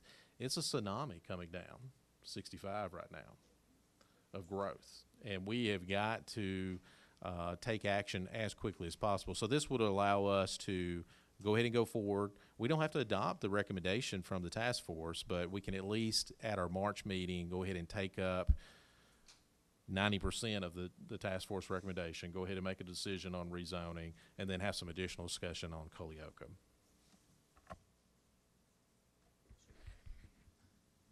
Well, I mean, I think we started off talking about rezoning. I think we need to go back and look at our building plans also, and make sure that what we're asking the county commission for is going to meet our needs, and relook at our plan there.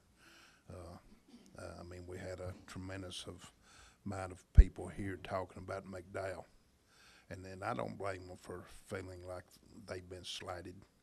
You know, here they are in a 95-year-old, the students in a 95-year-old building. That, to me, I don't think we should even move the dog kennel over there. That's my feeling as far as McDowell. The building has outlived its useful life. We need to replace it,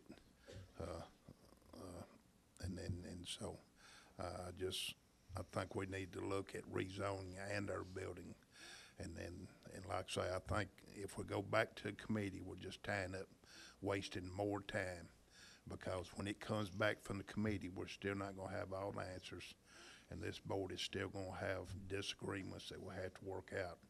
So I just seen work it out with my other 10 board members and the staff, and try and do it that way.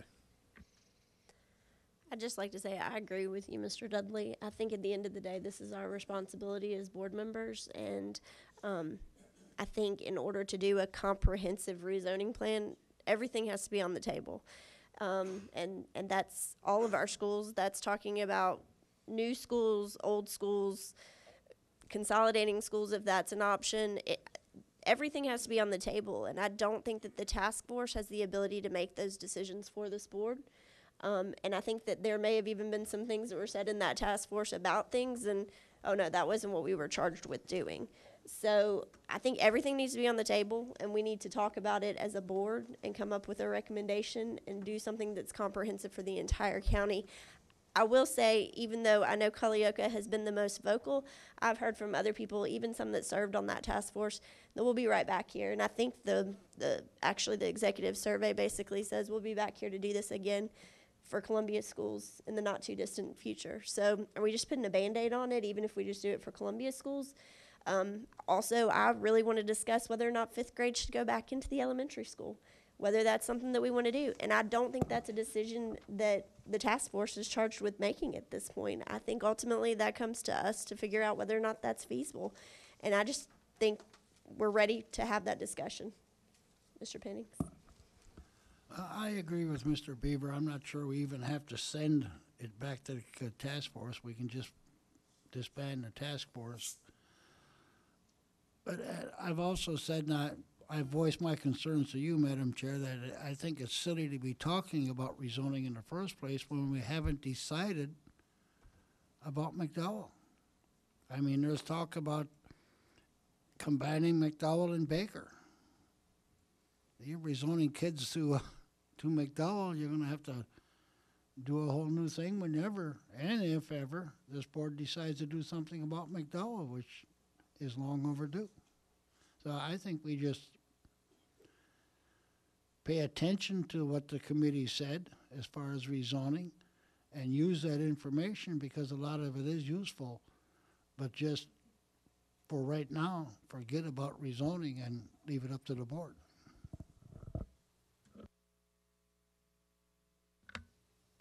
Any other discussion from board members?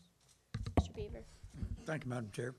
You know, I agree with you in part, but I think that we need to disband the task force if we're not going to use their recommendation. And then, you know, it don't get into the mix of trying to make a decision at that time. But I also agree with Mr. Dudley that we need to look at everything.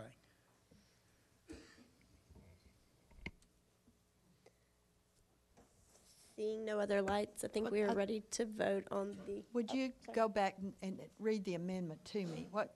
The amendment that we're voting on would be to amend the recommendation to remove what's on our screen, to remove Culleoka rezone from the task force proposal and to send it back to the task force to get a recommendation in time for the March board meeting. His motion then is to disband. And then Mr. Beaver's motion, if Mr. Bates's motion is unsuccessful, then we would then vote on Mr. Beaver's motion, which would be to disband the task force and have the board assume responsibility for rezoning recommendation. Are we all clear?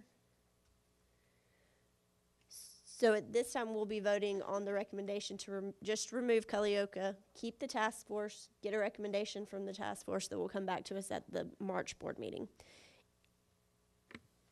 Mr. Dudley?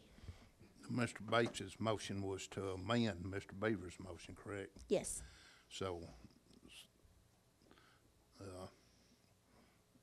So passing or failing, Mr. Bates's motion to amend doesn't really affect Mr. Beaver's motion. Okay. Schwolver? Right. Are we all clear? Clear as mud? Jake, if I've said anything wrong, please clarify.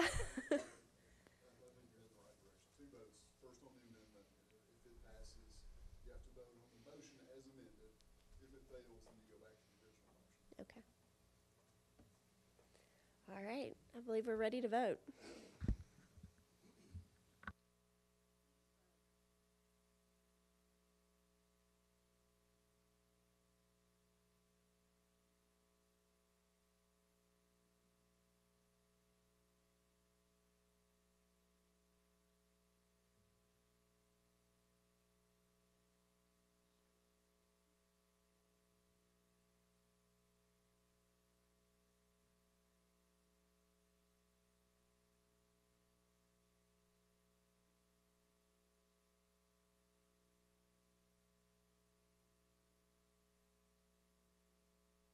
All right, that motion did fail, so we will now go back to the original motion from Mr. Beaver, which would be to disband the task force and have the board assume responsibility for the rezoning. Is that a fair assessment of your motion?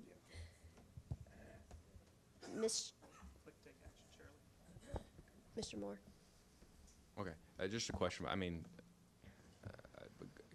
it was my intention all along that it would end up with the board anyway, so I'm not sure. I figured we'd end up hashing out. Does this mean that we're prepared to go in and kind of dive right in what the task force did, which means going through all of the, I mean, there was a lot of setup to get to that point.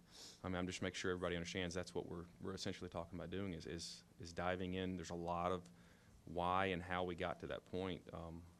It's a lot of work, and it's going to look a lot different, I think, than some of you that didn't participate in. We'll see when we get to it. I think it's very beneficial, and it's probably, you know, looking back at this progress, I think we all knew this was a new thing for us to try. I think everyone's intentions were very good to try to get ahead of this and do it, you know, almost 2 years out, and that's great. I'm hoping central office is taking notes on this next time so that we can refine this. And I think Mr. Bates brought this up too. I'm a little concerned that we haven't heard from anybody else on this. I think this does impact some other families and some other schools. And I don't know if just the Culleoka issue kind of overtook everything and we haven't heard. And actually, they brought up some great points about some of them weren't aware of what was going on. I think we may have a lot of other parents in the rest of the county that just aren't aware yet. They don't even know, and it's going to pass, and they're going to wake up, you know, before school starts on 2019, and they're going to be shocked.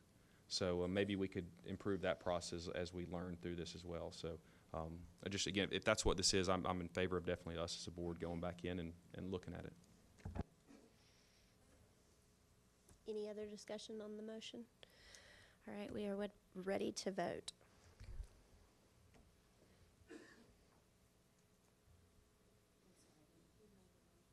Mr. Beaver made the motion and Mr. Dudley seconded.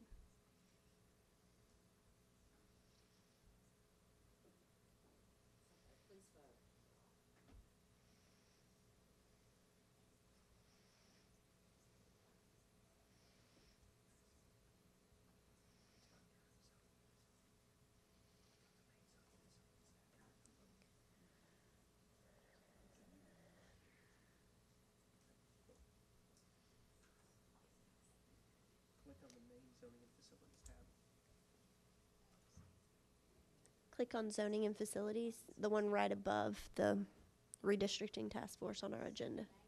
You're welcome.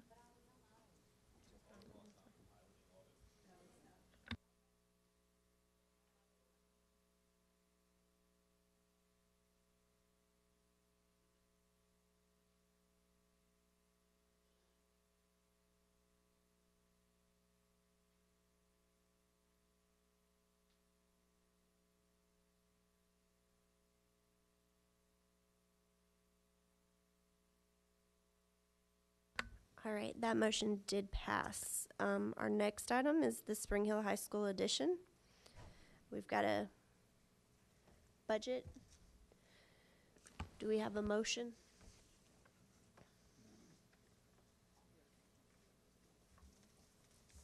Mr. Bates? All right, I'm gonna try to craft a motion. So we've got this conceptual budget estimate. Looks like subtotals to do the classroom, the kitchen, the dining room, and auditorium is around 14.9. And then we have the parking lot, which is 250. I also say that we are also looking at possibly re-roofing. I guess one thing of going through the budget process back in the spring, I went back and looked, and it looks like there was some discussion about the cafeteria and the auditorium that we looked at. And based upon the input from staff, we'd actually, we haven't forgot about that. We were looking at year 2. We're looking at we actually put that on our 10-year plan for 2018-19. I do wish that if there were kids sitting in the hallway eating lunch, we would have known about that back during the spring. So I don't know where the communication or where the information gap occurred, but that all being said, I mean, it looks like we do have a need that we do need to go ahead and address. But during this time period, we were also looking at other needs in our school system. We've got, through EMG, we were told that we've got a $29 million list of needs that needed to be addressed yesterday. Not today, not tomorrow, but yesterday, that have accumulated over the years because of past inaction and past kicking the can down the road.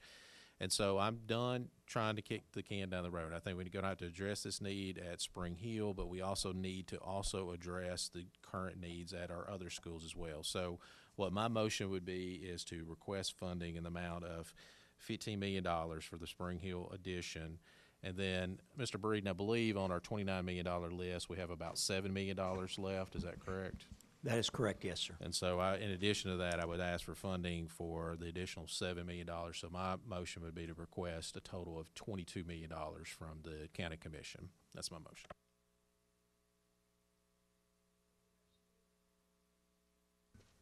We have a motion and a second for an additional $22 million to be requested from the commission. Do we have any discussion on that, Mr. Dudley? Thank you, Mr. Chairman. I understand what we're doing here, but now is the request for the roofing repairs being included in the expansion? All right, so my current motion does not include that request, and the reason being is because we have other needs at other schools. I do understand the idea of going ahead and addressing that at this time. What my preference would be is to see what we can do with that 15, and hopefully we can save enough on that. And in addition, I think Mr. Breeden and his office have been able to stretch funding. We originally asked for $16 million. They've went into the $29 million, and they only have $7 million left. So I think he could stretch that dollar, some additional amounts that maybe we can come back and address that re-roofing as well. But that's the way I was, I guess, kind of thinking through it.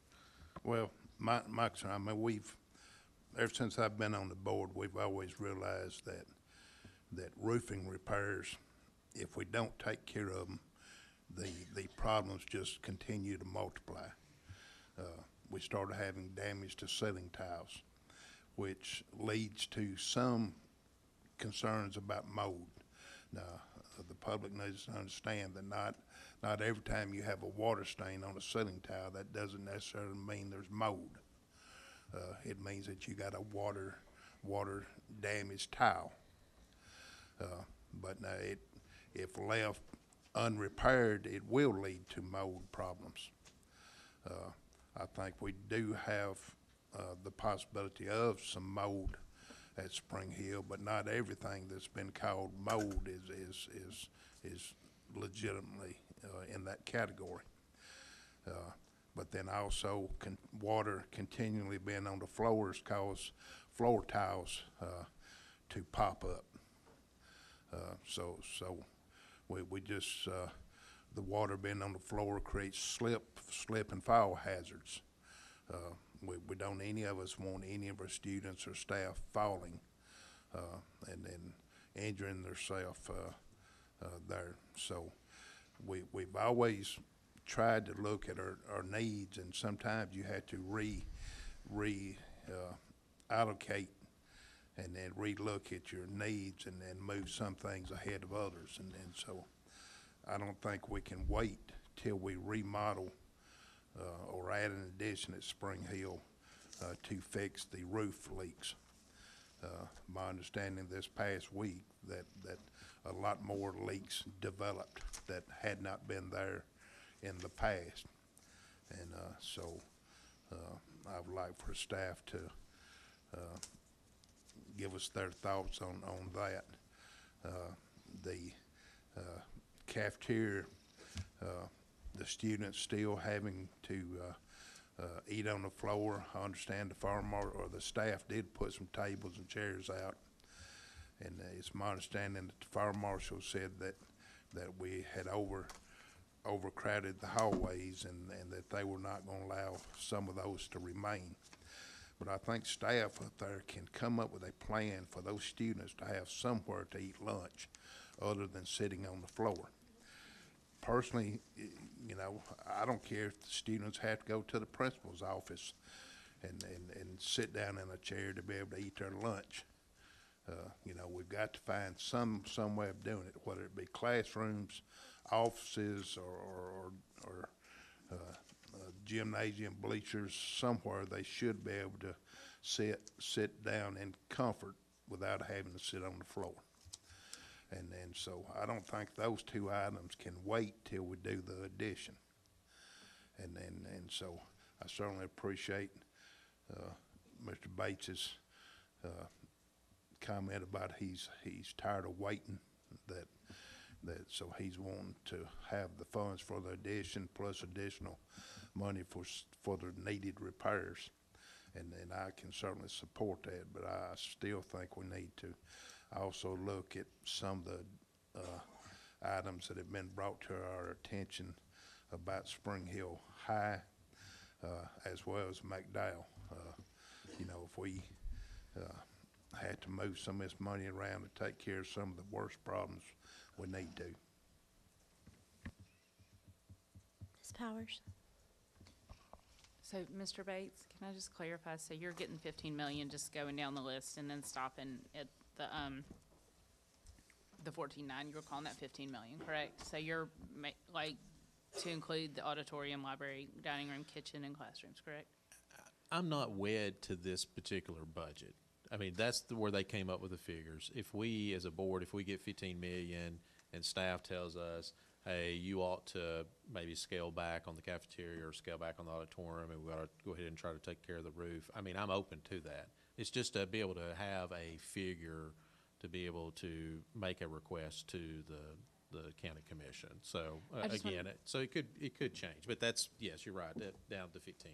And then the difference between 15 and 22 million means 7 million. You're just saying, let's go in and ask for this, and then we're going to kind of spread that among all the schools. Well, so we've got an needs. existing schedule on the 29 million, and we lack about 7 million to get that done. And that's one reason why I guess I'm leaning towards not necessarily asking for the roofing funding right now, because we have a schedule. EMG gave us a schedule, said, you know, this year you need to ask for funding for these roofs. Now, I don't know where Spring Hill High School fell on that roofing schedule, but I would think that they're somewhere on that list. And so I guess I would prefer us as a board to do things systematically. If we have a schedule, let's stick to the schedule, because there's potentially other needs, other roofs throughout our district that may need to be in front of that line. So I don't think that's fair to other schools that may have other roofing needs. I don't know where that fits, but I would just think if EMG, they gave us a schedule, let's stick with the schedule. And it may be in that 7 million for all I know, that EMG said this is, you know, to be able to get those needs taken care of. I just appreciate the explanation. Mr. Reed, you look like you put your glasses on and maybe you're looking for something. Do you know where that is on the list? I was going to look, just my recollection is that it was in about 5 years. They noted that we had made some recent repairs They really said the roof was just about reaching its end of life, but because of the repairs, they thought we could extend it for about 5 years. Mr. Dudley is correct. We've discovered some additional problems just with it. We've had a lot of rain in the last few days. We've discovered over the last couple of weeks, we've already had a roofing company looking at it for repairs. We actually have two, you always hear you have a lot of problems with flat roofs. Well, we have a lot of problems also with standing seam metal roofs. They are really susceptible to wind blowing different directions, and a lot of those have different angles. We have problems there and at Mount Pleasant Middle School. Both of those we've had roofers looking at. We are actually getting ready to finish the 3 major roof projects we've had going on this year at Whitthorne Middle School, Culleoka, and Woodard. As a matter of fact, the Culleoka and Woodard are substantially complete. Whitthorne's very, very close. Once we do a final accounting, we know there were some contingency funds. We hope that those will bring back enough to address repairs to these 2 roofs. But right now, what you'd be talking about, especially on Spring Hill High School, are repairs that would extend the roof probably at best 5 years. So you are looking at a total re-roof somewhere in the next 5 or 6 years of that building. Now, Mount Pleasant Middle School, hopefully, since it's 10 years younger than Spring Hill High School, we would get longer out of that with the repairs that we would make. But was that what you were asking? Did I go way overboard with my answer? You answered. I Okay, mean, thanks. it's all good information. I appreciate knowing kind of what's in the think tank, and you're right, priorities seem to rise to the top, and then they have to be addressed. We've had a lot of rain. This may be have been addressed as a priority. You know, looking at this, you mentioned systematically, and like we have 22 schools in a county. Like, a lot of this comes down to advocacy, truth be told. And Ms. Stevenson has very much advocated for Spring Hill, very, very much. And, you know, the bear got poked in Culleoka, and Culleoka came out in masses.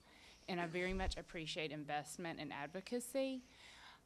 However, I do live in Columbia, where we have a wealth of schools, and I hear these needs. Unfortunately, I don't see the advocacy, but I do.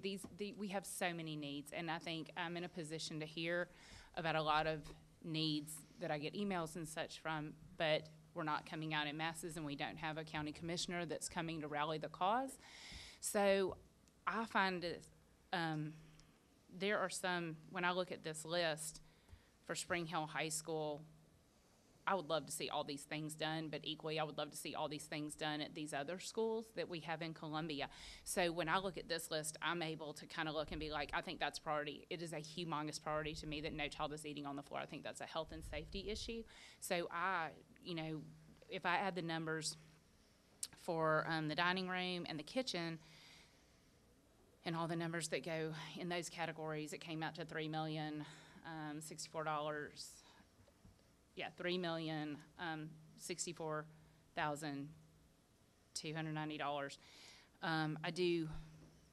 I would have to defer to Mr. Breeden as far as where that roof is a priority, but it does concern me. I mean, since I've been on the board, and I know Mr. Lassiter was pretty creative in trying to get some fixes down there, because he indicated, and again, that was advocacy. Mr. Lassiter really sold that we really needed to do some work on that. So I would defer, but that, in my mind, could be another major need. But I'm a little bit hesitant that we are spending $65 million on new schools in Spring Hill, and now it's proposed that we would spend another $17 million in Spring Hill, and these are all good things to do, but we have so many schools. Unfortunately, some of the Columbia schools I just don't think have the advocacy and representation to make those needs quite as known. But I was proud of McDowell for coming out tonight.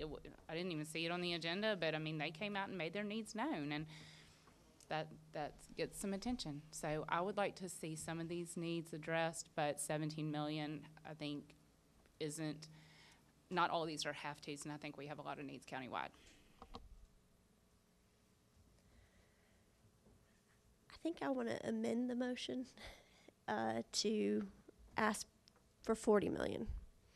And I know that may be a deal breaker for the county commission, because I think they've told us that they can only borrow up to a certain amount without a tax increase. And I know it's an election year, but we have a lot of county commissioners that are sitting in this room tonight. You heard what's going on at McDowell. I cannot, with McDowell being in my district, I cannot in good conscience recommend that we approve Spring Hill when you have a 5-year-old that's stepping on a bat. I just can't do it. I think both of them are needs. Neither one is greater. I think we as a county have got to find a way to fund it. So I would ask that we amend to ask for 40 million. That would be 18 million in addition to the 22 million that Mr. Bates had requested. It's a motion. Do we have a second? All right, we had a couple of seconds. Mr. Pennings seconded that motion. Do we have any discussion? I think I understand what you're saying, but just for purposes of the Sure. record, so the 18 million would go towards, I guess, replacing McDowell. It would.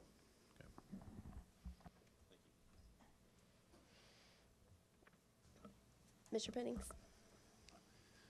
Yeah, and I think we have to stick with replacing McDowell, because renovating McDowell, an existing building, I mean, you're talking gutting it, as far as I know. And then you still have the old framework.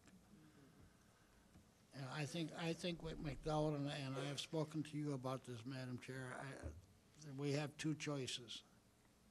Build on the site a 300 or 400 student school, whatever we need, or combine Baker and McDowell. I believe that's our only choices. And I'm open to either one as long as we fix McDowell. And I'll just say, I'm not necessarily wedded that 18 million has to go towards a replacement of McDowell, because I'm just going to say that because I think that we as a board have to figure out what's the best use of that money. If that means a combination, it means a combination, but I think that it should be on the table for McDowell to be addressed. And I think we've heard tonight that there is a will for it to be rebuilt. I don't know that a 500-person school, where it's located, spacing, I think it was a push. I think it was a stretch what we were asking for. But at the same time, I think we need to examine that possibility first and foremost at this time. Mr. Bates? Well, I don't want to get in all that tonight, but I don't either. but I do think, I do come from the standpoint, and I've had this philosophy from day one, is we've got to take care of our existing buildings. We can't afford, especially with construction costs going skyrocketing, we better take care of our existing buildings, and we better get as much mileage out of those buildings as we can. I think, though, McDowell is a completely different situation. I mean, it's a 95-year-old building, and I think it's in its own class, and it's been in its own class for some time. And I think we as a board did recognize that. We did request for the funding. Unfortunately, we didn't get the funding, and that's the way it goes. But the need hasn't ended. So really, the can got kicked back over here. So I'm all for let's kicking the can back over there. So I'm supportive of the motion to amend. Any further discussion? Seeing no lights, we are ready to vote. This will be on the amendment to request 40 million from the county commission.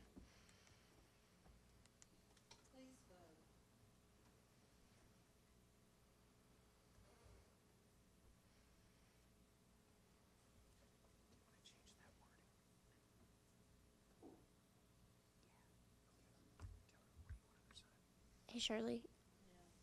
The wording on the motion where it says amend for 40 million total to be requested for Spring Hill High School addition and McDowell and EMG.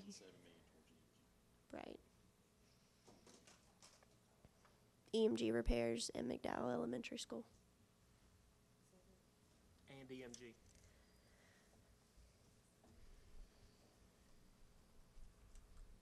Sounds good.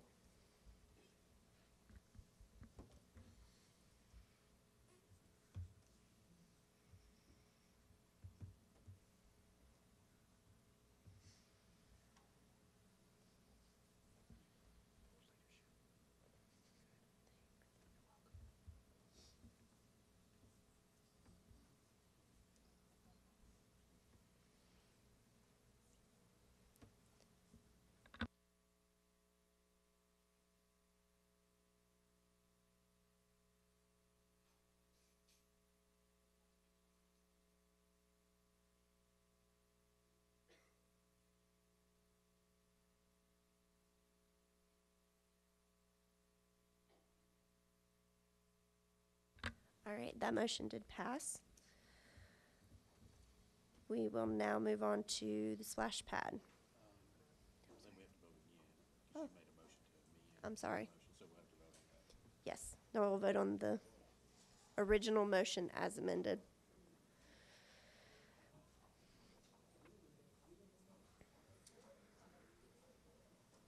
So what was Jake's telling Shirley what to type?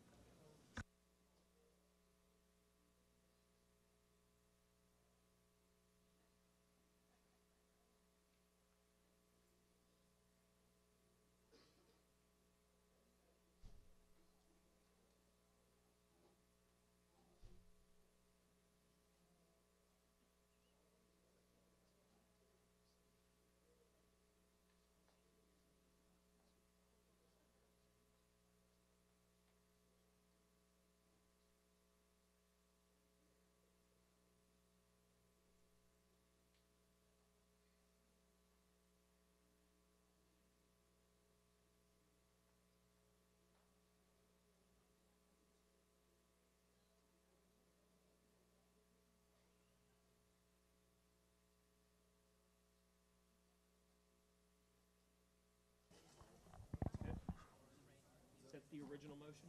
Well, it doesn't give the specifics. It wasn't, it was 22 million, right? So it's 15 million Spring Hill Edition, 7 million EMG, and then 18 million for McDowell.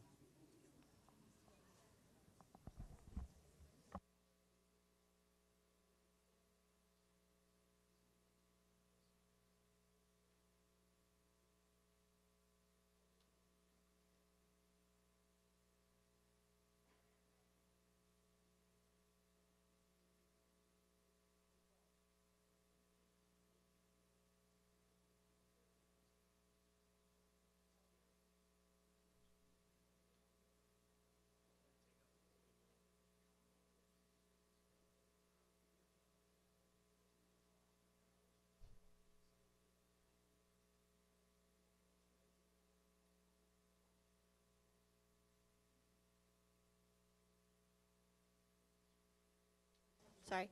We're now ready to vote on the motion as amended. Bates made the motion. Mr. Bates and Mr. Moore. For a second.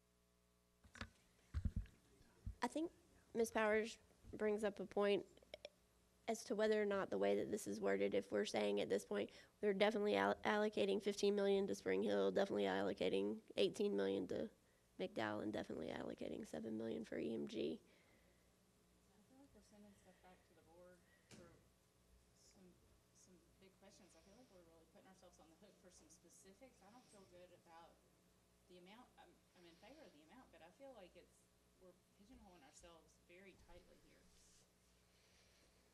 Now that's speak. Yeah. We can change our budgets at any time. This is just something to be able to have a budget to be able to send to the county commission to ask for funding. But we can modify our budgets like we're going to tonight. We'll modify all kinds of budgets. So we can modify our budgets at any time. Well, public record gives topics for discussion, and this is becoming public record. And it is important to me that our words and our actions match, so I just do not want to put ourselves in a position that we do not want to be in. Can we have discussion? I'm curious, Chair Parker, can we have some discussion on whether we feel good about the way this is worded? I like the number, yes. You like the number, The just 40 not. million, I think. Do you feel good about the way it's worded? I think it's reflective of what the motion was amended to state. As far as I came up with the 40 million based off of adding 18 million for McDowell to what Mr. Bates had originally asked for. I don't think that we're necessarily wedded to that allocation necessarily, but I do think that that was the basis of the number that we're giving to the commission. So I just want to be sure that like we are all, okay. Mr. Moore? I just wanted to, I know when this first came up, I mean, one of the things that the county commission was asking for was us to give kind of a specific list. I'm pretty sure if we just throw a random whole figure out there, it's not going to go anywhere. So I think that was what they had asked for. I think that's what we have been working towards this entire time. And the splits make sense to me. Thank you for the discussion. Ms. Martin? I would think if we didn't word it like that, then the constituents of tonight's discussion are going to feel like it's not going to go to them again, that they're going to still continue to feel slighted, and voices would still feel like they're not going to be heard, and that money is going to be just kind of out there in the open for other things. And I don't want us to get into a situation to where we're felt like anything is being misused or constituents aren't being heard and those specific issues aren't answered. So I'm in agreement with the fact that you just added 18 for McDowell. The other numbers were already there in our previous discussion. Okay. I agree, and I can make logical sense of these, but I know when Sonny Shackelford was here and speaking, you know, he was suggesting that we request funds for Colioca as well. So I just want to be sure, you know, I think there's some discussion about. I would say that I think that if Mr. Shackelford wanted to advocate, I'm sure he can amend at the commission level too to ask for more. I'm sure we could have all of them asking for additional funds if they wanted to ask for more. Okay. This list is not exclusive, obviously, of the needs in our county. This is just, I mean, I think this is just phase one almost of where we feel like we are right now. At least that's how I would interpret it. Mr. Pennings? Well, I think it's important that we let them know that we are requesting this money for McDowell. It was stated tonight by a county commissioner that we hadn't ever asked for money for McDowell, which we did in the past, and they refused it. So I think we ought to ask again and say it is for McDowell.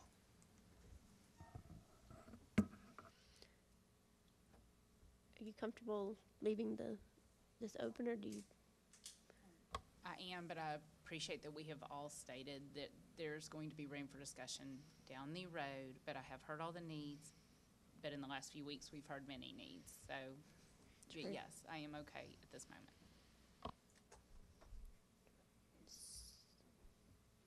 Do you have a chance to vote, Ms. Powers? I'm sorry.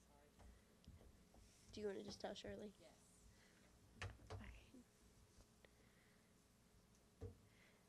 And that motion did pass. We'll move on to this splash pad. Madam Chairman, Yes. may I ask just one point of clarification to make sure we're processing? First of all, let me thank the board. All we asked for is clear direction. You've given us something nice, so we appreciate that. But we are working on the 2018-19 budget requests, one of which will be capital. Originally was scheduled for next month for the board to discuss, and sounds like you've completed a good part of that. But is this to be presented with our capital budget request, or would you like for us to go ahead and present this to the county commission at their next admin meeting in March? Now.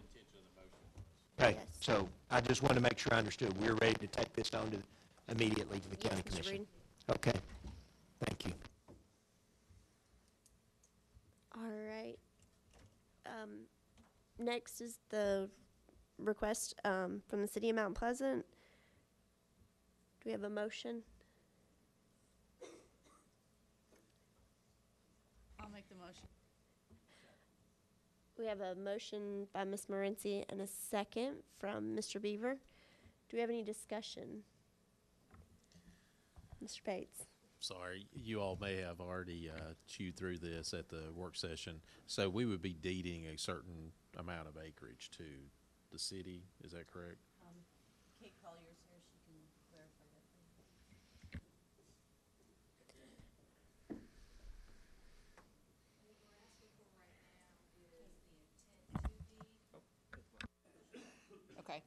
we're asking for the intent to deed if we do get the grant. And it's that land right between the community center and the softball field. We have not surveyed it because we're not going to spend the money to survey it unless we do get the grant. And we'll hear about the award of the grant the end of July of this year. Okay, so we're not being asked to actually deed something tonight. This is more just a resolution to let you all know that we do have interest in doing this, partnering with the city to be able to do this. Yes, in my letter to you, I said at this stage of the process, the city would ask the board to vote favorably on the intent to donate the land Okay. to the city of Mount Pleasant should it be successful in getting the grant award. Sounds good. I just, from getting into the weeds a little bit, if we do deed property, I just want to make sure that we've included some right of revert or type language, Yes. that it would come back to us if that planned intention didn't come to pass. So we'll address that. Good.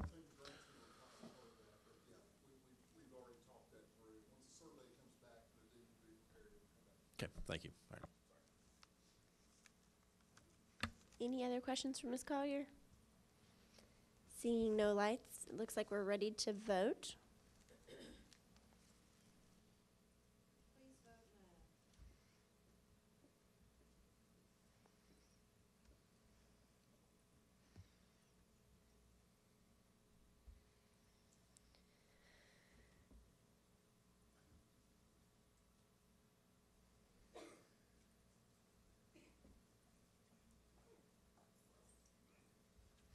Ms. Shirley, you may want to clarify intent on Mount Pleasant, on deeding land to Mount Pleasant.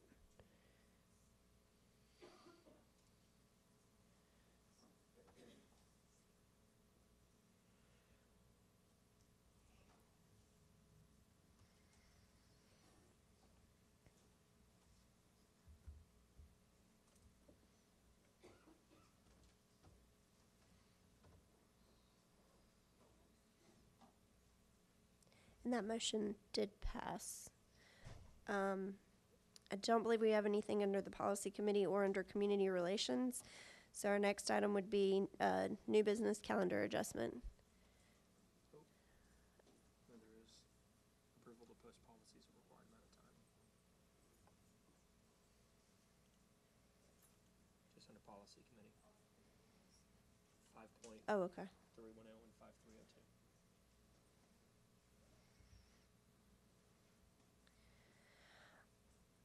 Shirley, would you click on policy committee, one right above it? There you go.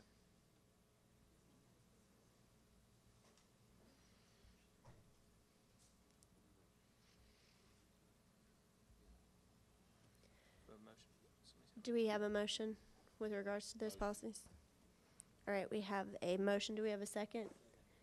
Second from Mr. Moore.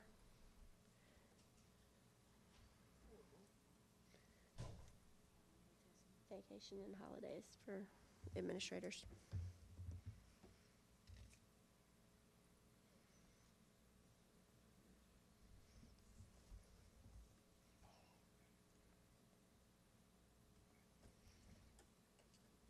Any discussion on that policy? It's under policy committee. There was, I believe, one policy, two, sorry.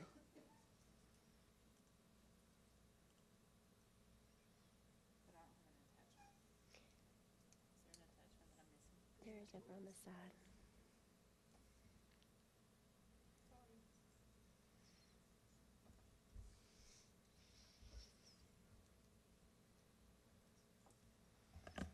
Madam Chairman, are we looking at both policies, or it was a motion for one policy? Both of them are, Motion for both, I believe, Okay. Mr. Bates, is that correct, Mr. Moore?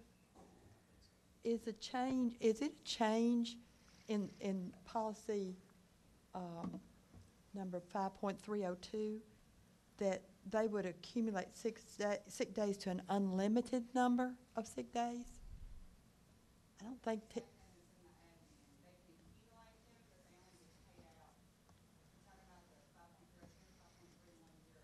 302. Teachers only get up to, can't accumulate more than 200.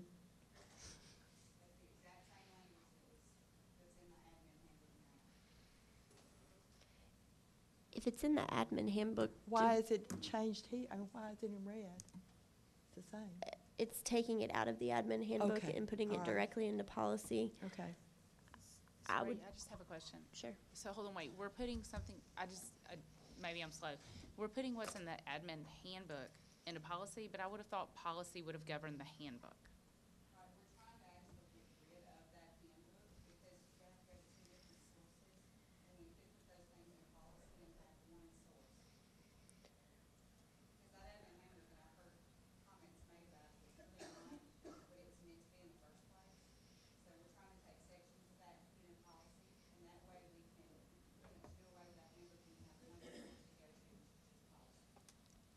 So we're eventually gonna look at the pay, all of that, little by little. Because that's a big part of that handbook.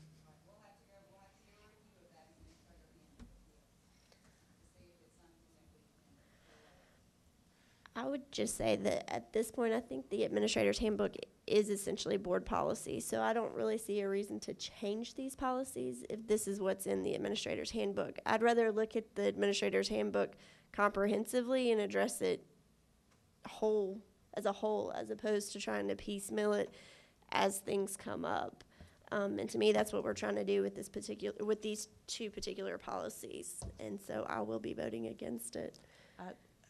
Madam Chair, I will as well, because I think the administrator's handbook is, it is policy. I don't know why we would piece by piece.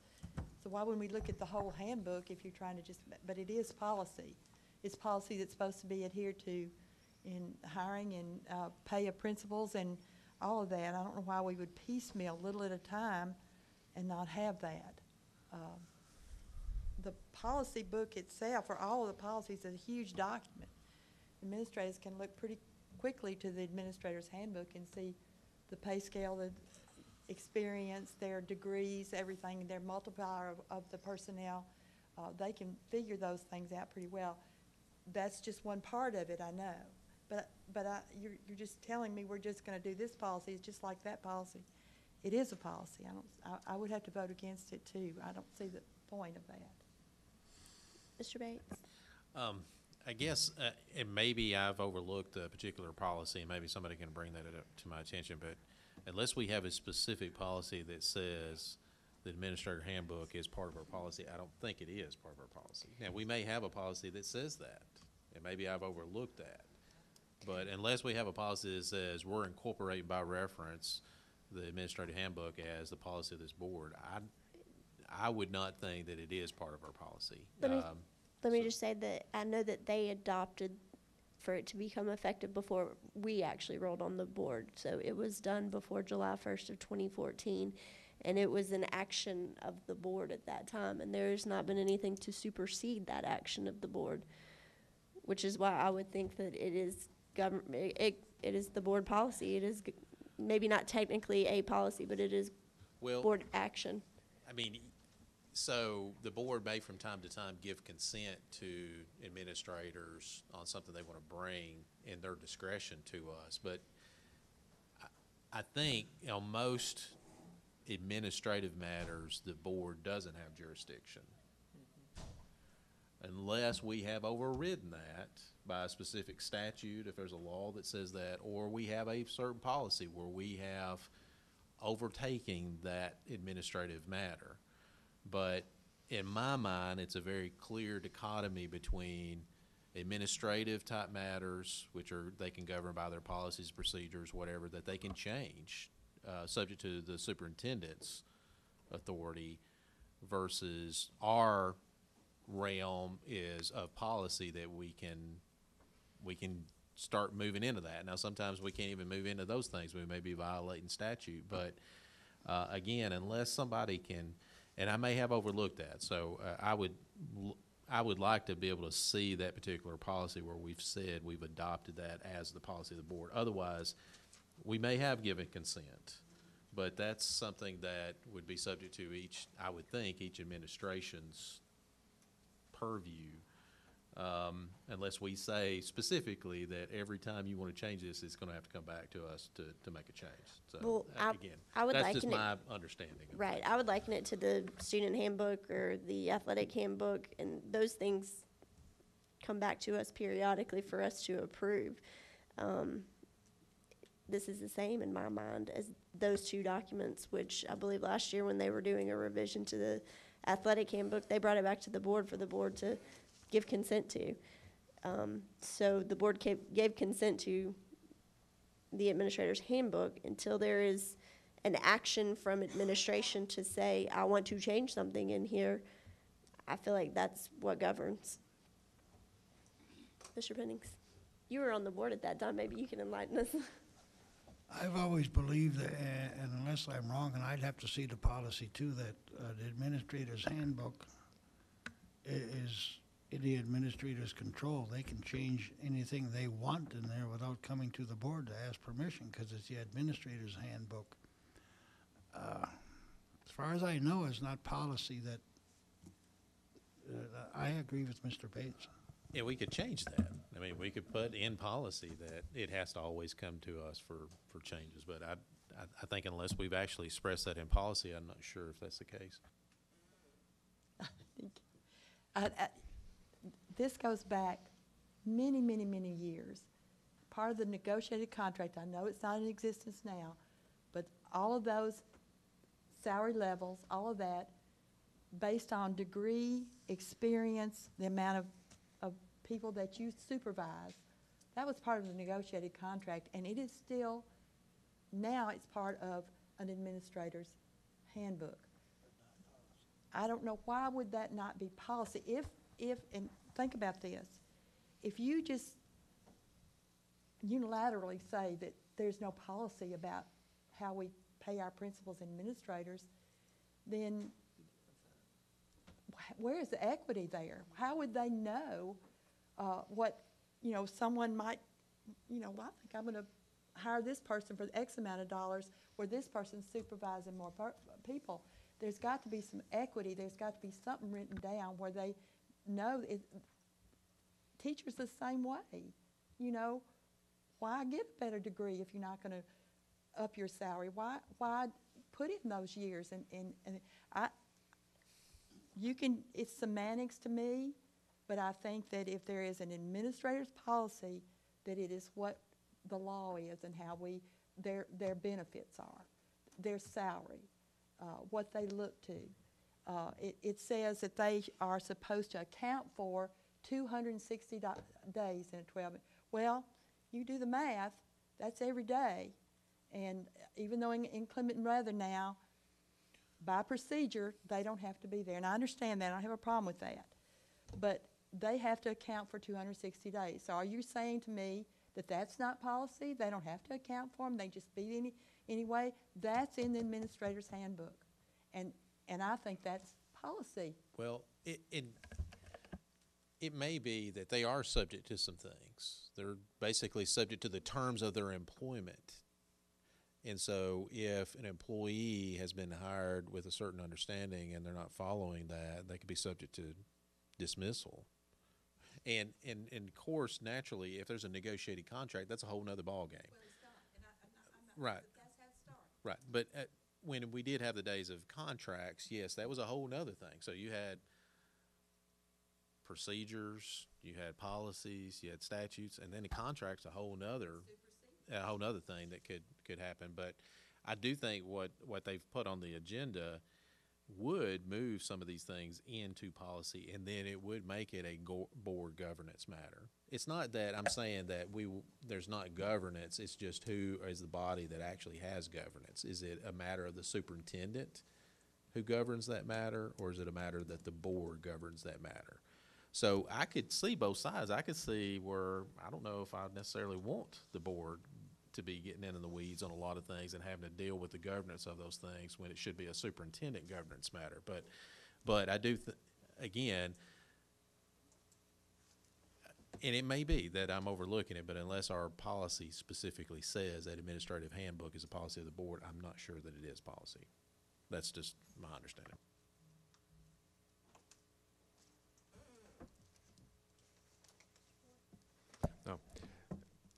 I could take it either way. I think I agree with what somebody else said. I'm going to be voting against this simply because I want to look at it comprehensively. I do not want to look at it piecemeal.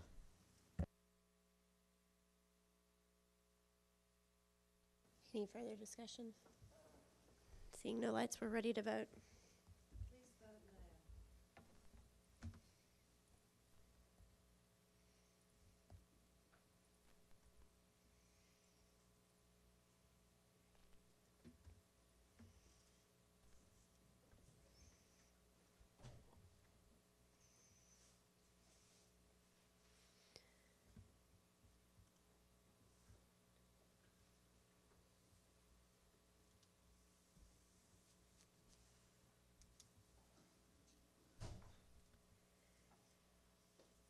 That motion did fail.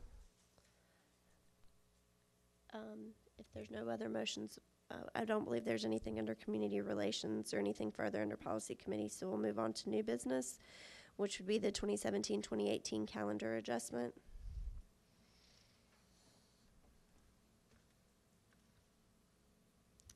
Dr. Woodard, if you want to speak to it. Thank you, Chair Parker.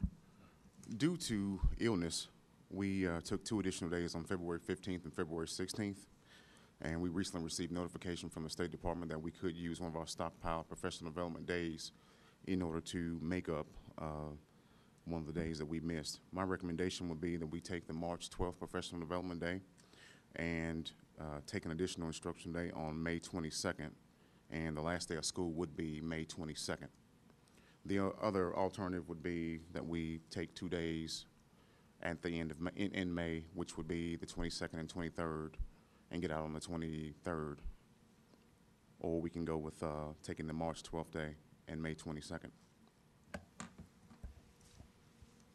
I move we take the recommendation of March the 12th and May the 22nd. Any discussion? Seeing no lights, we are ready to vote.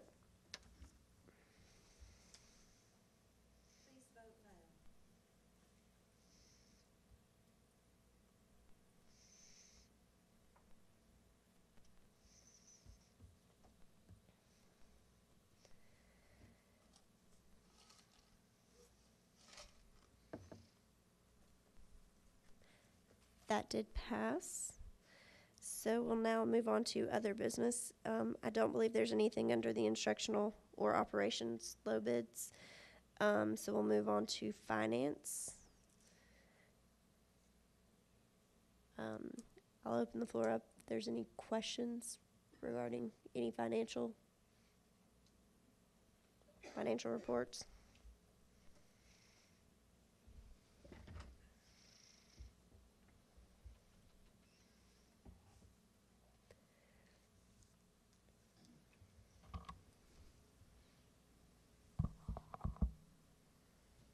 Ms. Powers, I'm sorry. I know Ms. Gagliano's not here, but I do have a lot of questions, and I'm not sure if it's captured here, but about the purchase orders being denied. Like, I just kind of need an explanation. Is that something we're going to talk about in work session, or is this covered in some of this stuff? I think we can address that now if it's part of the reports. Is it captured in this? I'm just kind of, all these numbers kind of start running together to me, but I need an explanation so I can understand. So when people ask me, I know how to give an answer. Can we discuss, this might be related to what she's saying, in the budget amendment that is the Keys budget, where it lists all of those things. The Keys budget amendment, are we discussing finances all together or each one line item? Okay. If you all will look at that, there's like 4 pages of budget amendments. They are items that we approved to come out of fund balance. And I don't understand, are none of these things been put in their account?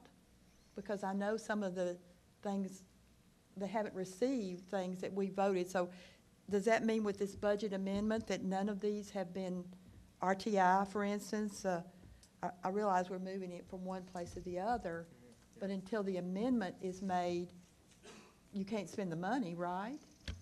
So according to Ms. Gagliano, what she discovered in going back to the memo is that the approval was given by the board, but the budget amendment was never brought to be voted on.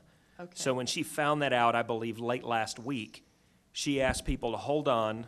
This needs to go to the board needs to approve it. It needs to go to the county commission, and then we can get back to normal operations. So she's fixing an accounting error.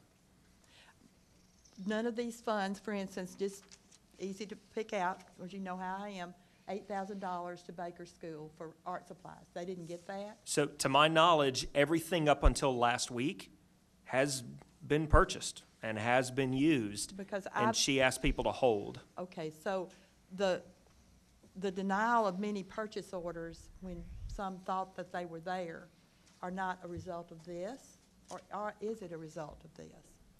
And I have one other question. I didn't see this until Ms. Gagliano, but 3,900 is the number for fund balance, right?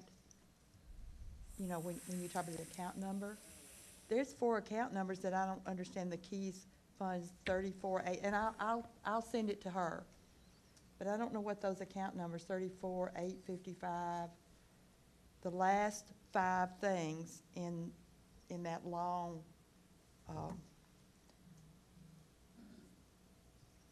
budget amendment.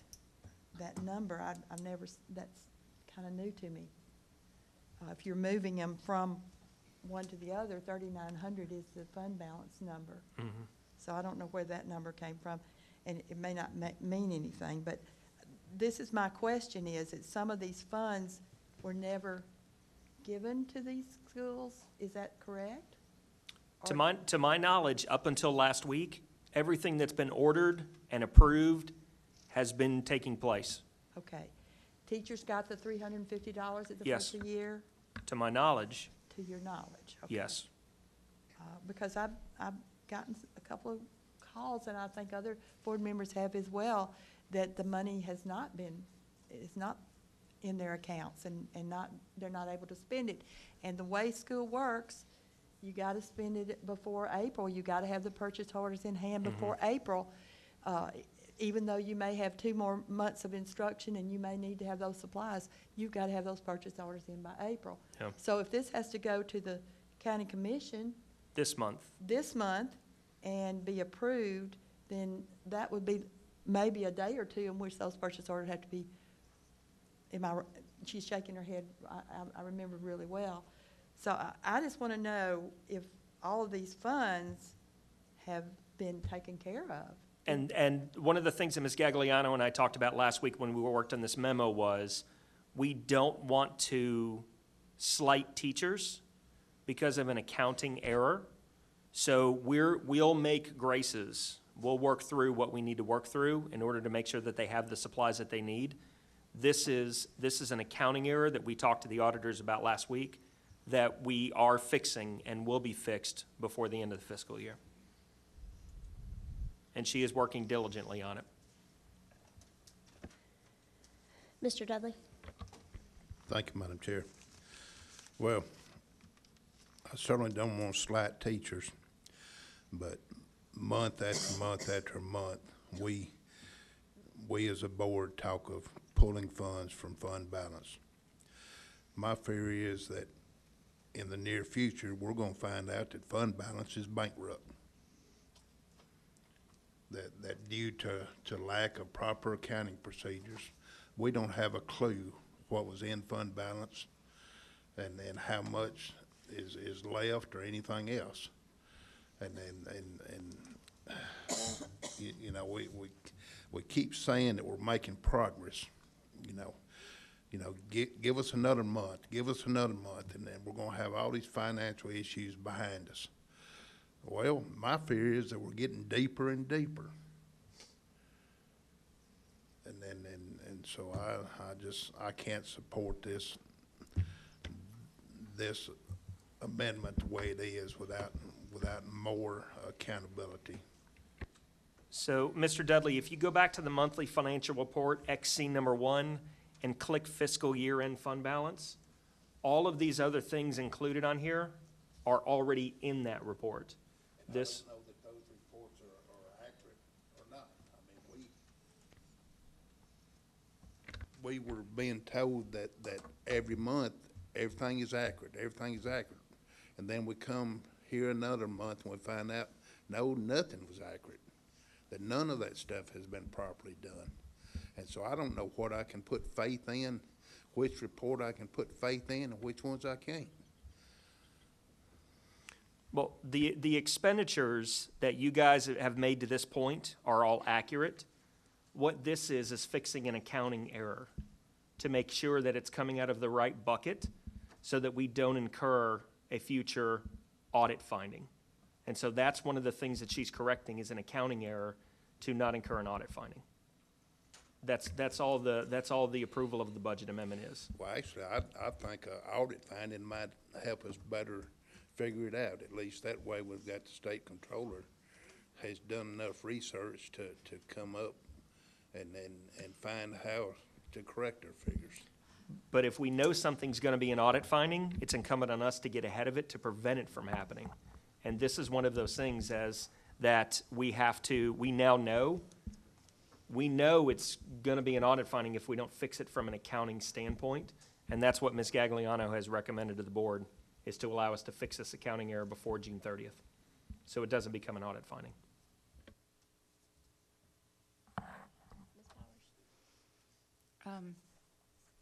Okay, so I just kind of have to take it back to where my awareness came from, given that, during the weekends, I go to either community events or kids' sporting events, and in one weekend, I was stopped 3 times by people in the buildings at 3 different schools, and I was told that they had submitted purchase orders for the first time this year, and they knew that they had money in their budgets, and they were all denied.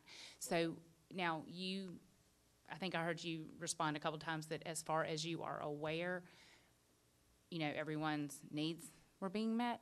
But now that's different than what I was told by 3 different people from 3 different buildings. But so are you explaining that there was just a simple accounting error? Is that kind of in summary? So there was one contact to Dr. Woodard about a purchase order being denied, and I know he was looking into it. That's the only one that I knew about, that I was aware of.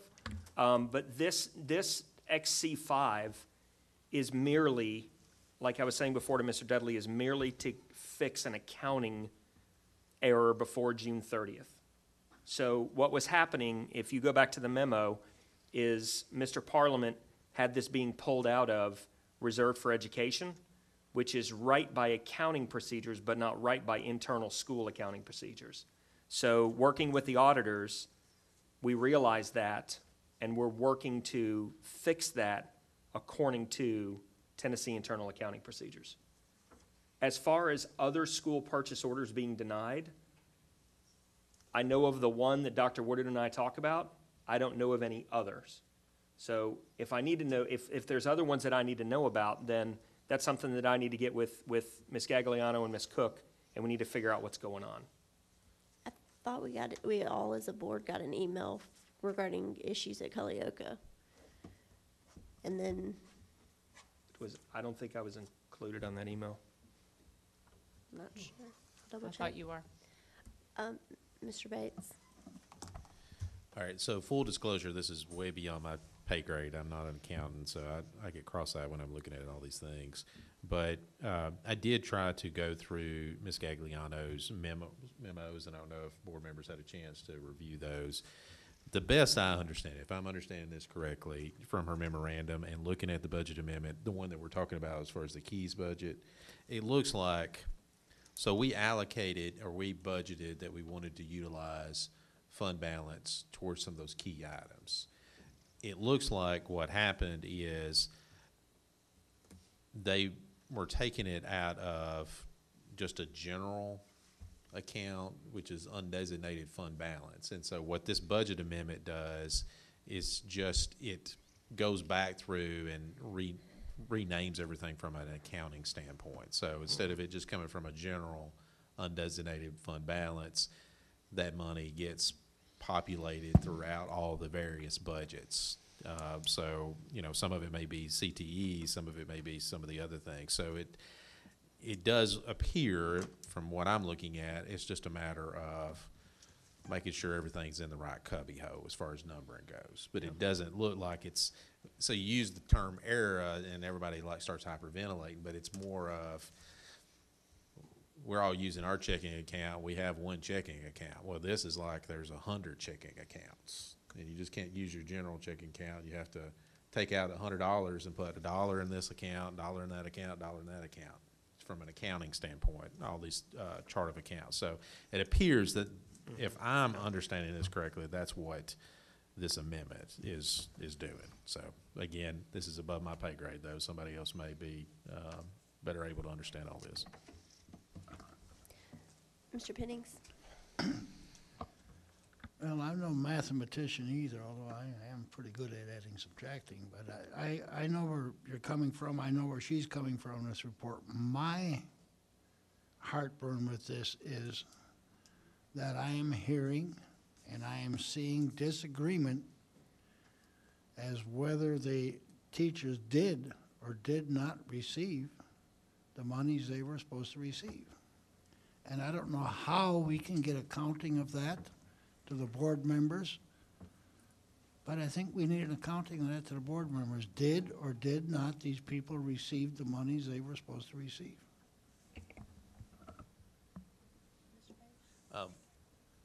One thing, and again, I'd be curious to know all the specifics too, but if my understanding is correct from what the superintendent said, is that I guess when Ms. Gagliano, when she realized that maybe the checks were just been written out of this general checking account of undesignated fund balance, that she did put a hold on things so she could get all the numbers correct. I mean, as far as when we say numbers, The expenditures.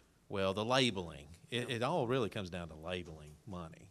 And so get the labeling correct from an accounting standpoint, and then once she gets that resolved, she can go ahead and start issuing those checks for those purchase orders and things like that. So as a board, if we want to try to go ahead and let's get this going so that if somebody is being held up, well, let's get the accountant,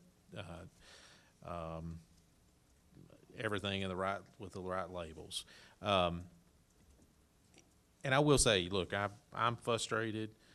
I've been frustrated about this. I mean, you want to pull your hair out. You just want to just be like, all right, get it all sorted out. Let's get it done, and let's move on where we can concentrate on much better things that we need to be concentrating on.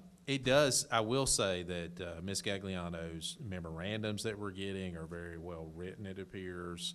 It looks like she's getting on top of things, and that is one, I've had hope dash before, but it is hopeful that it looks like she is getting on top of things. I do love the memorandums that we're getting that explains everything to us, instead of just providing us a bunch of amendments when we don't even know what in the world it is that we're looking at. So it does look like, I don't know whether we've turned the curve yet or turned the corner yet, but it does look like she is getting on top of things, so.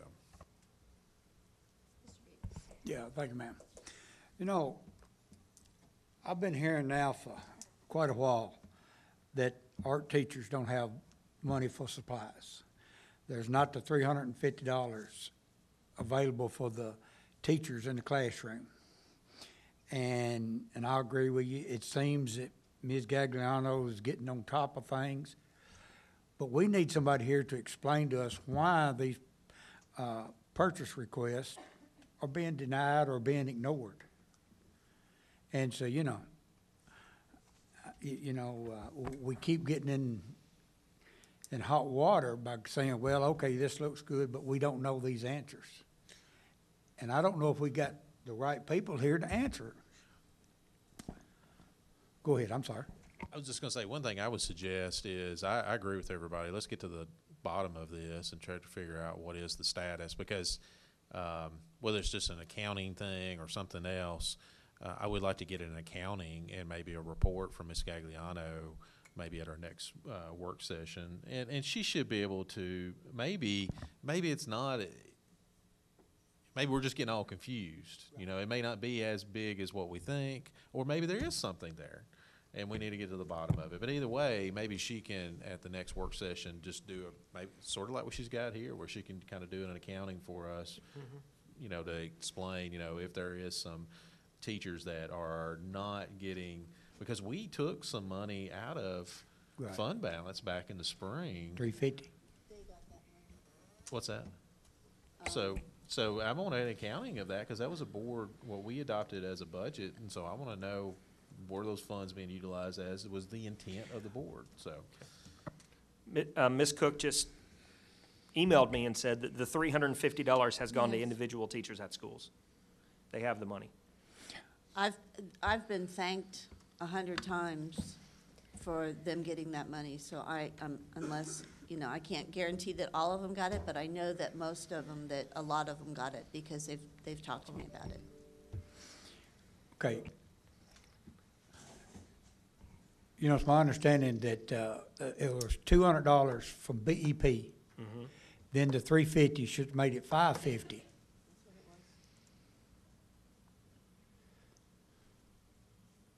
You agree? I don't remember the specifics, but I remember Russ allocating. It should be 550 per classroom. Okay, all right. And it's my understanding that the state said this year that there wasn't any money to be given back. And it's my understanding that the $200, there was money kept, said that, well, you need to donate this back to the school to buy paper. And the state said, no, that's not to be done this year. Yeah. So what happened is normally $100 goes to teacher and $100 gets pooled, and then the team leadership team decides what to do with that pooled money. But that's now gone. So all 200 goes to the individual teacher. And that's my understanding that it's not. Okay. So there are schools that are pooling BEP money. Yes. Can you email me and let me know those schools so we can look into it? Thank I you. can do that. Thank you, sir. And did we, Mr. Beaver, do you recall, we did like a one-time? One time, bonus. 350. One time. Right, because we knew that, I guess, in future budgeting, we'd have to come back up with that money somehow if we didn't. Yes. But I still think it would be healthy for us to get some information on that.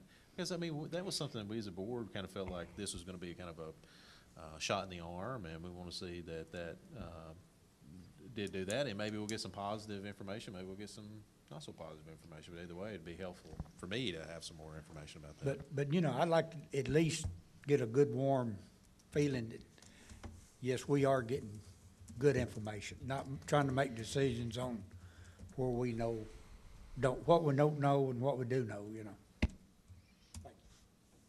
I'll just say on the 350, I've heard complaints from some teachers that they've got to have a purchase order. And so if they want to purchase something and they want to buy it from, you know, a vocabulary software that they think would be helpful for their class, they've got to have a PO for it. And then the companies say they can't do a PO, and we've got to, you just got to pay for it on your credit card. And then there's no reimbursement option available through the BEP process. So I had a teacher that told me that she's actually spent more this year than she's ever spent on her classroom.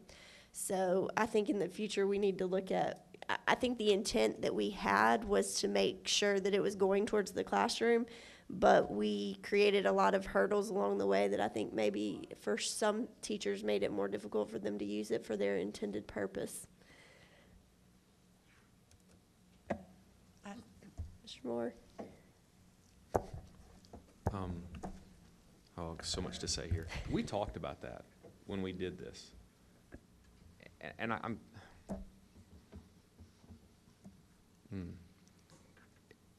and we've also talked about teachers bringing in other material that wasn't approved for curriculum. I mean, we're going in circles here. I mean, because if you're going to let anybody just bring in whatever material they want, there has to be some restriction on that. And we didn't set those as a board, did we? They were already set before we started the process. No, we didn't. But I mean, I think also, particularly for K2, they don't have materials. We've talked about that. So if they want vocabulary, they got to go and buy it themselves. Is where they're at. I guess it's just frustrating to me that we're bringing up that this person or just so-and-so people said they didn't get the money. It just seems like it should be handled somewhere other than at the board And let me meeting. clarify, she said the money is there in her account, but it's gonna go back into fund balance for us because there's no way that she's gonna be able to spend it because she can't get a purchase order approved. I guess I don't understand that, because it seems like other teachers are getting them approved in other ways. I just don't, Right. I don't understand that. So, and to be honest, again, I don't know why we're discussing it at the board level here, because it just makes no sense to me. I mean, if there's a fundamental problem that, for example, none of the teachers got the money, that's something I think we should probably be talking about. As far as the inner workings of where it can be spent or whatever, we did discuss this at the beginning. There was going to be some hurdles with it. I think when we talked about adding extra money, we had quite a lengthy discussion about it, and we knew there would be some. So I just don't know what we're talking about it right here now. Again, if we find out that all of this money wasn't available at all, big issue, something we should be talking about as a board. I just don't know why we're. Well, I think what Mr. Bates is asking for as far as an accounting, I think it would be helpful to know if That there would are be. a bunch of teachers out there that were able to use it, and it was just a handful of teachers that weren't able to find a use for their $550. But if there's, entire pockets at all of our schools, then that's a concern, I think, because It would be. those supplies didn't get. But it seemed like that where would they be need to. something that somebody should be able to verify pretty easily, and You it's would not hope. us, because I sure don't know. No, Ms. Kinzer. We've really digressed from this amendment. I think it's a good discussion, and certainly I hope that we'll get that information. But the amendment is on things that we had already voted on. We'd already approved those things back in October and some in August. So I don't have any problem with approving the amendment. I think the discussion has been good, and I think maybe we all were questioning hearing about these denials of purchase orders. I do have one question. Who approves purchase orders now? Ms. Gagliano, or who approves purchase I orders? think Dr. Woodard's going to bring this up. There's actually a multi-step process. I think Dr. Woodard approves those as their instructional leader. They go through myself to approve for purchasing purposes to make sure they've met the purchasing requirements, and then the last step is Ms. Gagliano. Has it always been in that, or is this a change? That has changed. There's always been those steps. The order has changed recently. That Ms. Gagliano's the last step. She used to be, actually, I used to be the last step. She was the second to the last step. Okay. She approves that there's money in the budget. Dr. Woodard approves that they're authorized purchase according to instructional guidelines. I would approve that they are authorizing that they met the procurement process. She would approve that they were, that there's money in their budget. Well, I disapprove because there's too many steps. Well, yeah, I would agree with you. Yeah. I would agree with you on that. I was going to say, we do have a specific policy on that one. So it's policy 2.805, and it sets out who is actually authorized to approve purchase orders and the different procedures, depending upon what the amount is. There's some different procedures. So do hope that staff is following 2.805. Okay.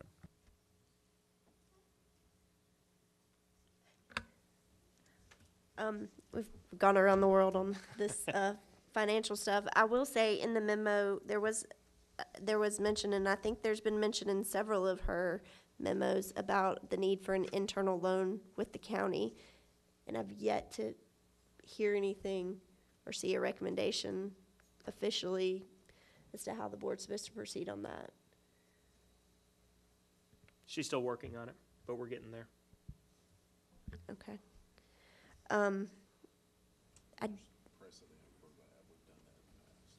What was that?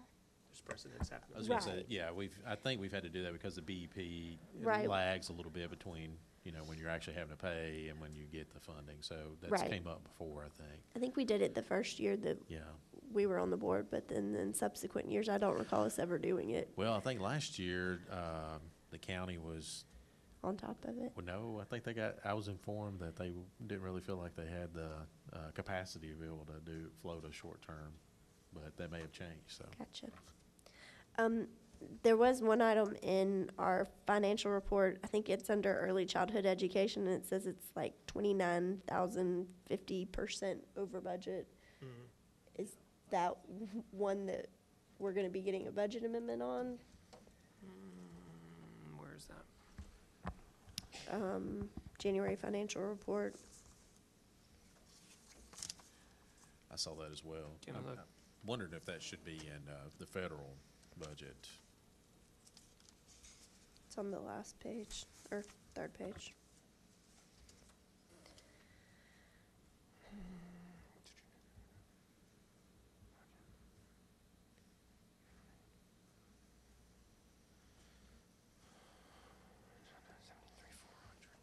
I'll get you an answer on that. Okay.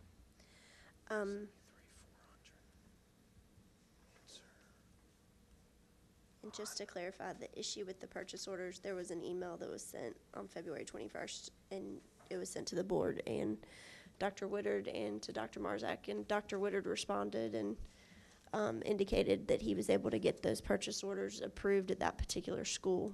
But I think that there are still other schools that have outstanding purchase orders that have been denied and are waiting for approval. So it would be very helpful if we could have, if you don't have it now, and I understand with Ms. Gagliano not being here, but I think at our next work session, we need to know, and I do think that there needs to be improved communication back to these schools on why purchase orders are being denied.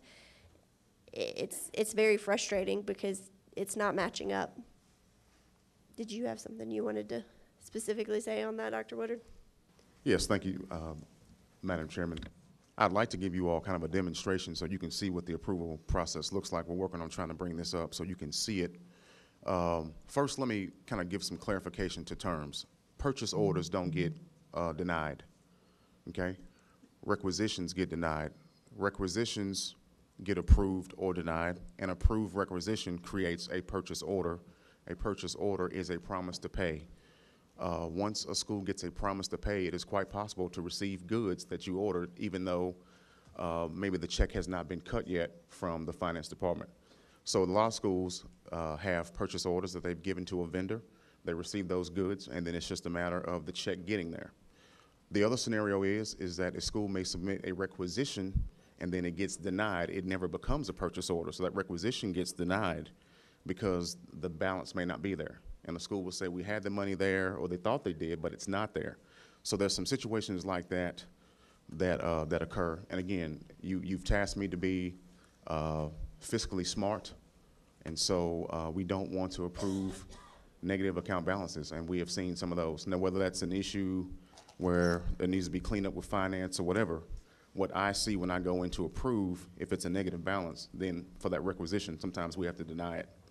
Sometimes it's in a pending mode. If there's cleanup waiting, it's in a pending mode, and we're just waiting for things to line up, and then we can click the go button. But for the most part, Stan and I, we approve requisitions every day, quite often. I'll be honest, there are times when there are lags, but if the money is there, it's a go. And again, first you start with the requisition. An approved requisition then becomes a purchase order. So there are no denied POs, okay? And I'm sorry if my semantics were not No, correct. that's all right. I just want to clarify for the, I'm not trying to. Right. The issue that I'm hearing, I guess, then is denied requisitions. And Denied requisitions, yes. where there are schools that say that they have funds available. They have Excel spreadsheets that say that they have X amount available. They submit a requisition to you, and for some reason, in Skyward or Alleview or Right. whatnot, it shows up as a negative balance. I know part of it may be because of this Keys budget with where we've not allocated things correctly, but I'm concerned that we allocated money for things like art supplies and things like that that we were expecting to be used this school year. And I don't know how they're going to necessarily be used this school year if they're not getting approved now. So I just think it'd be very helpful at the next work session for us to kind of look through that, because I know that there's also issues if you're buying supplies late in the school year as to whether or not those are actually going to be used for this school year. So, but we definitely need to get a handle on that. Mr. Bates, sorry. Well, and so, I mean, from a process standpoint, though, if we do have staff and they're looking at an account and a requisition comes in and it's going to create a negative balance, I want them to deny it. that's them actually following board policy. They should not ever approve something that's gonna create a deficit in any budget. And I'm very strong on that. If it's coming up, though, that from an accounting standpoint, for whatever reason, that balance is not showing that there should be a balance so that they can, then that needs to be handled in the finance office or whatever. But truly, I mean, we should never, if they are disapproving something because it would create a negative balance, then that's to be commended. We should want that. I don't disagree if the information that was put in there was correct.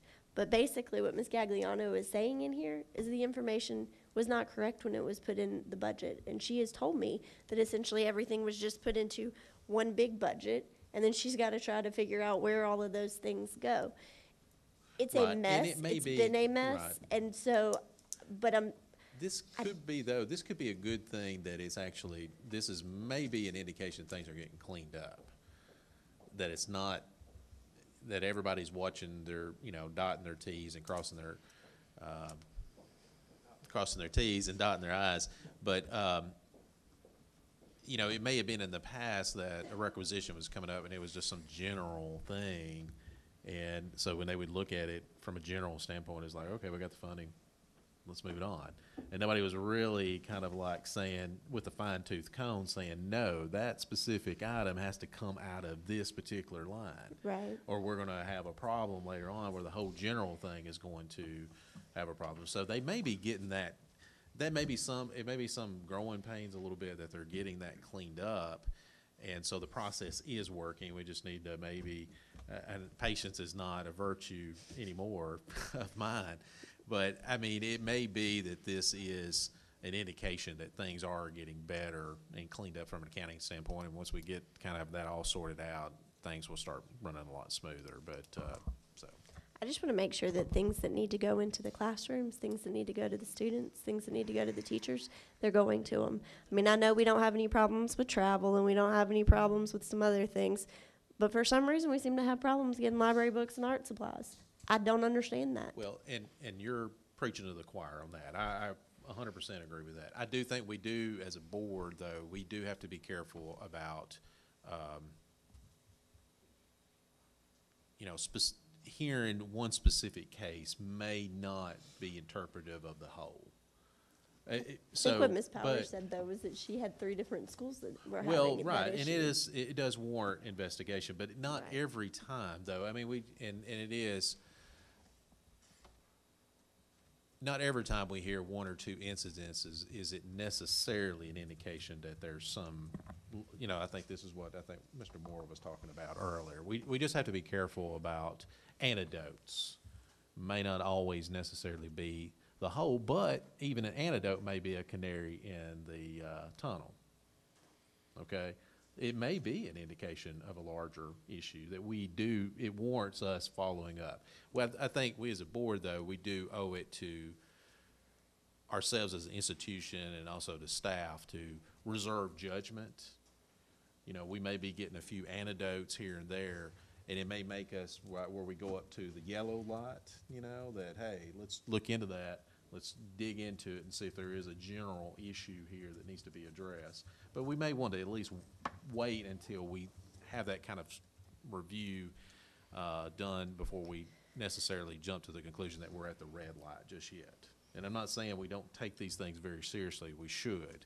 But we just have to always, I guess, kind of reserve judgment till we get more information. And that's where, to the process of us, the circular process of us getting information has to be very well oiled. That if we do, we're hearing something, we may say, hey, I'm gonna give y'all the benefit of the doubt. I'm hearing this anecdote, 1 or 2 people have told me about this. It's got me alarmed. I'm not gonna jump, I'm not gonna jump to conclusions yet, but it's got me alarmed. I want you all to review this and give us a report and let us know from a general standpoint, is there an issue that needs to be addressed? So I think that's maybe the hopefully the best process. Ms. Powers? I definitely celebrate Mr. Bates, your optimism that things may be getting cleaned up. I celebrate your optimism. However, I did hear Mr. Dudley mention a few minutes ago that an audit finding may be a positive because we're getting like really solid answers. So like I'm still kind of digesting that one because I've never, while it's true, that's firm information. I'm not accustomed to hearing audit findings being a positive. At the end of the day, in summary of all these things, I'm hearing different things from different sources. I don't know if it's an accounting problem or a communication problem, but either way, it's reflective of a poorly managed business. And I agree, we can reserve judgment, but I'm hearing different things from different sources on many levels. And you made some reference to a circle being well-oiled. I'm just really struggling to apply that in this scenario.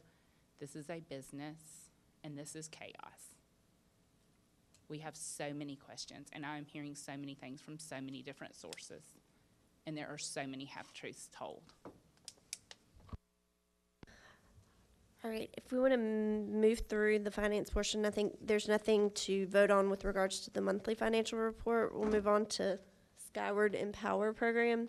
It looks like there's a request, I guess a bid for services on that. Do we have a motion? Motion from Ms. Kinzer. Do we have a second?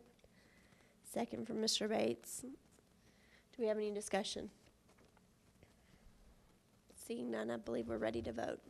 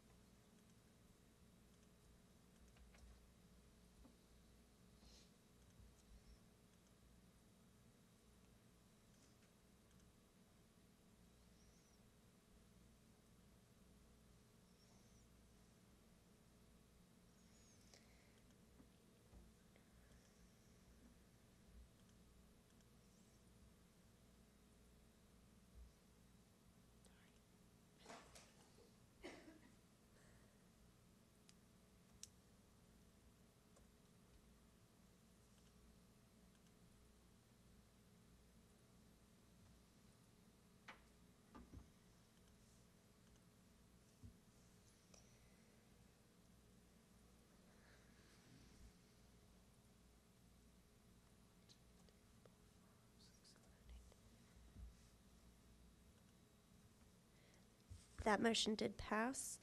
The next item is reconciliation of VACO's billing and how that was to be paid. Ms. Kinzer? Can we take C3 and C4 together since it's right there? I move the adoption of, I so move.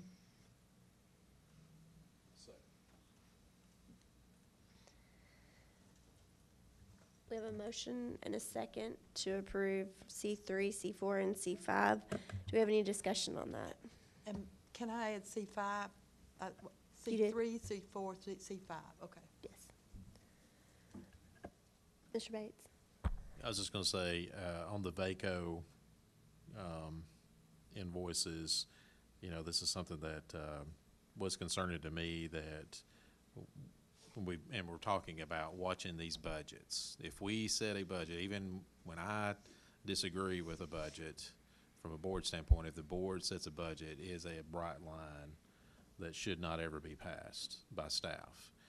I do wish this would have come to our attention prior to now, but I do appreciate that staff has gone back, and it looks like, as far as this invoice from VACO, that you all are utilizing existing budgets. And let me confirm, none of these as far as the budgets you all are taking from in order to pay for this, nothing's coming out of teaching budgets? No, sir. Okay. So basically what you see right there, that's where it's coming from. Nowhere else. Okay. Other than, I do see that you all have still a shortfall of about 75,000 that you all are asking to take out of fund balance. And Yes, sir. while I know that initially I was pretty adamant that I didn't want to see anything come out of fund balance, I do think that this does show good faith by staff that they've worked to take this funding out of other budgets. And so I'm willing to, in good faith, work with them back on that. So I'll support the motion. Thank you. And one of the things we talked about, so if you look down at the lower paragraphs, is our hesitancy of taking some of these other ones a little bit lower. But anything that's unspent at the end of the year will roll into fund balance anyway. And so we have a feeling that greater than 75,000 at the end of the year will roll in, and it'll take care of that anyway. But at this time, couldn't recommend going any lower for fear of future audit findings. Mr. Dudley. Thank you, Madam Chair.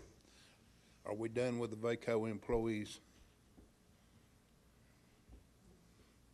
Can somebody tell me how many we've got left? Our plan, if you'll notice the paragraph ahead of the one that I just said, we've estimated that this will take us through April 15th. Positions are posted. Once we get hired, then we have to train and hand over, and we believe that should take us through April 15th. Thank you. You're welcome. Will there then be additional funds needed to pay those potential positions? We don't know at this time. We're just, But will that be, Yeah. will that come out of fund balance too?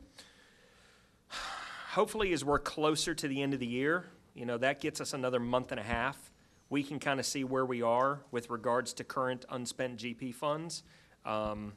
We don't want to go to fund balance for personnel because then we're on the hook for that every single year. So that's a bridge that Ms. Gagliano and I talked about this past week that we've got to get back together and cross. We'd rather use internal GP funds for salaries than digging into fund balance. I mean, maybe, again, this is semantics, but VACO is essentially salaries, personnel funds at this point. That's what we are using those Yeah. positions in place of salaries that we had budgeted. So, I mean, we're taking 75,000 out of fund balance to pay them. I don't know why we would necessarily have an issue going forward if we're going to have to raise salaries.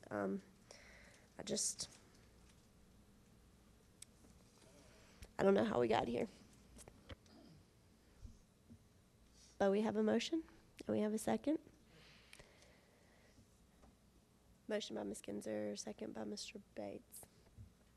And seeing no other lights, it looks like we're ready to vote.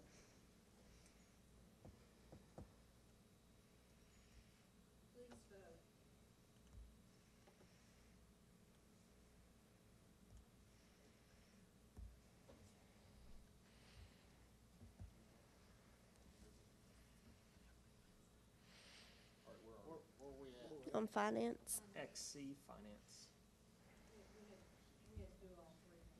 Just click on the major category.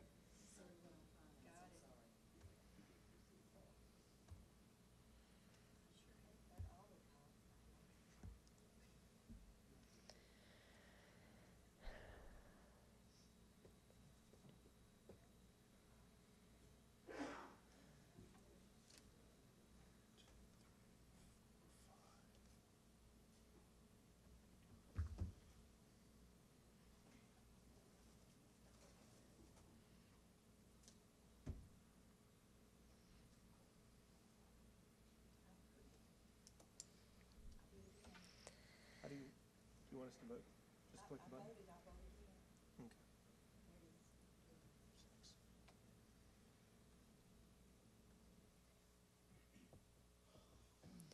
That motion did pass.